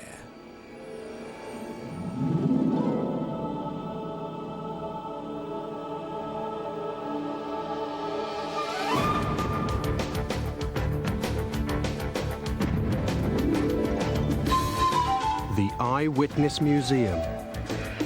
Created by combining traditional filmmaking techniques with state-of-the-art graphics. Stripping away the mysteries of nature and science to reveal the essence of each subject. Bringing the world into sharp focus. The making of Eyewitness.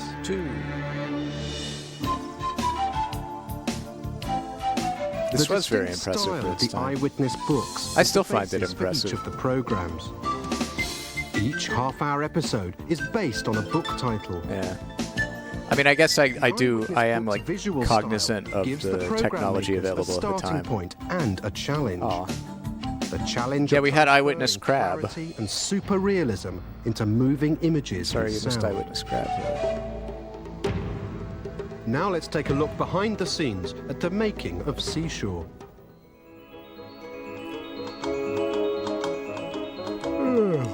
God, I'm so tired.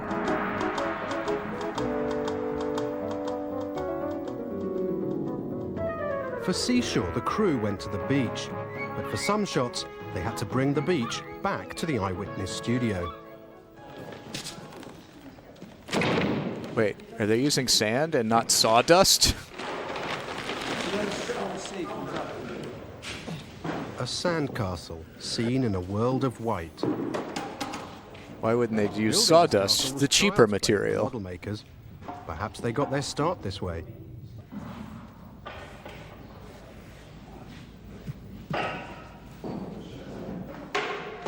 For this shot, we wanted a camera move starting high overhead. This would be no problem if the cameraman were 20 feet tall.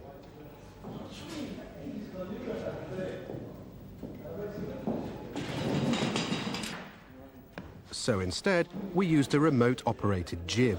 designed with just this type of shot in mind.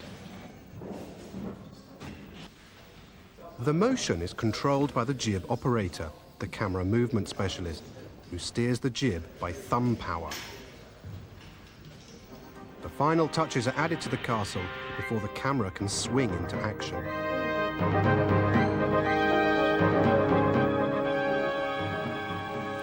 Yeah, there's the interior shots of a the lot of cool, sandcastle needed a separate model cinematography in a different studio in altogether, Eyewitness.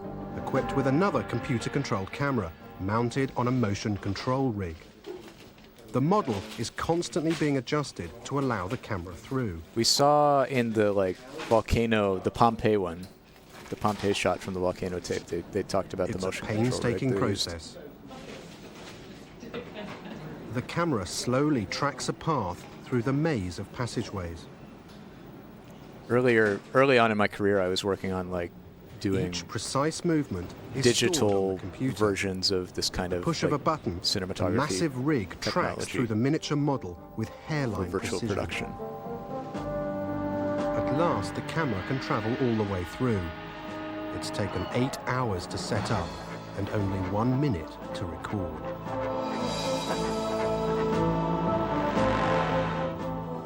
Model making is no job for the egotist, as hours of hard work often result in shots that pass in the blink of an eye.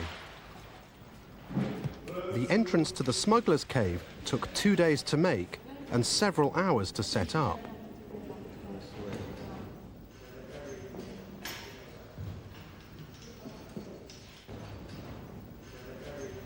The final shot lasts only 10 seconds in the completed... Yeah, the VOD from Saturday's stream should be up within the next day or two. I just have to edit out God's property. And I have to do that manually because YouTube is dumb.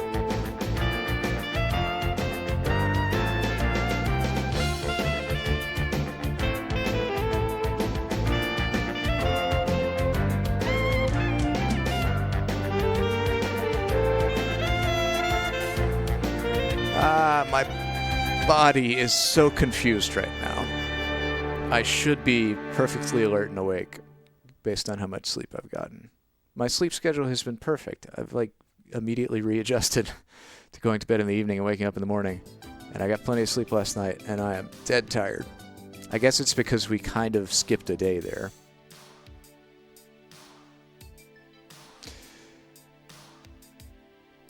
We left on Friday and we arrived on Friday after 20 hours of travel.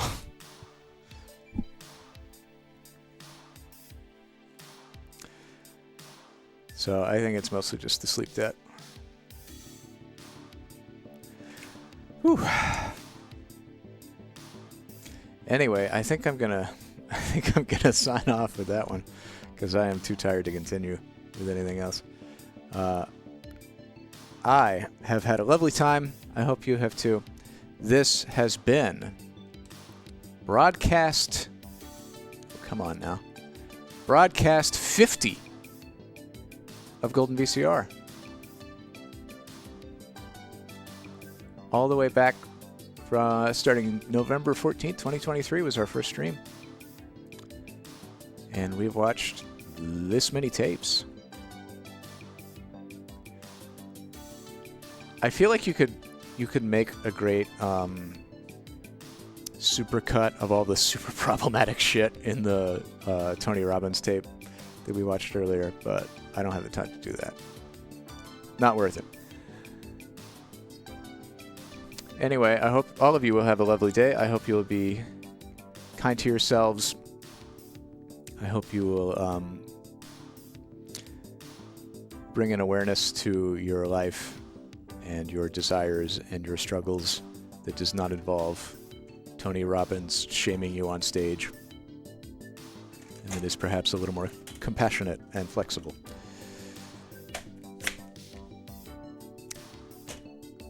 Yeah. I'm gonna probably take a nap today. Yeah, only have the right amount of cocaine, whatever that is for you. Don't fail to manage your cocaine resources. Right. Wednesday at 10 a.m. will be broadcast 51. Oh, that's the intro screen, not the outro. Will be broadcast 51 of Gold VCR. Thanks, everybody. Why did Trill's message not show up again? What's happening? Is it because there's an emote at the end? Nope, that's not why. Oh, God. All right. Do whatever you want with your lives and have a good one. I'll see you Wednesday. Goodbye. Love you.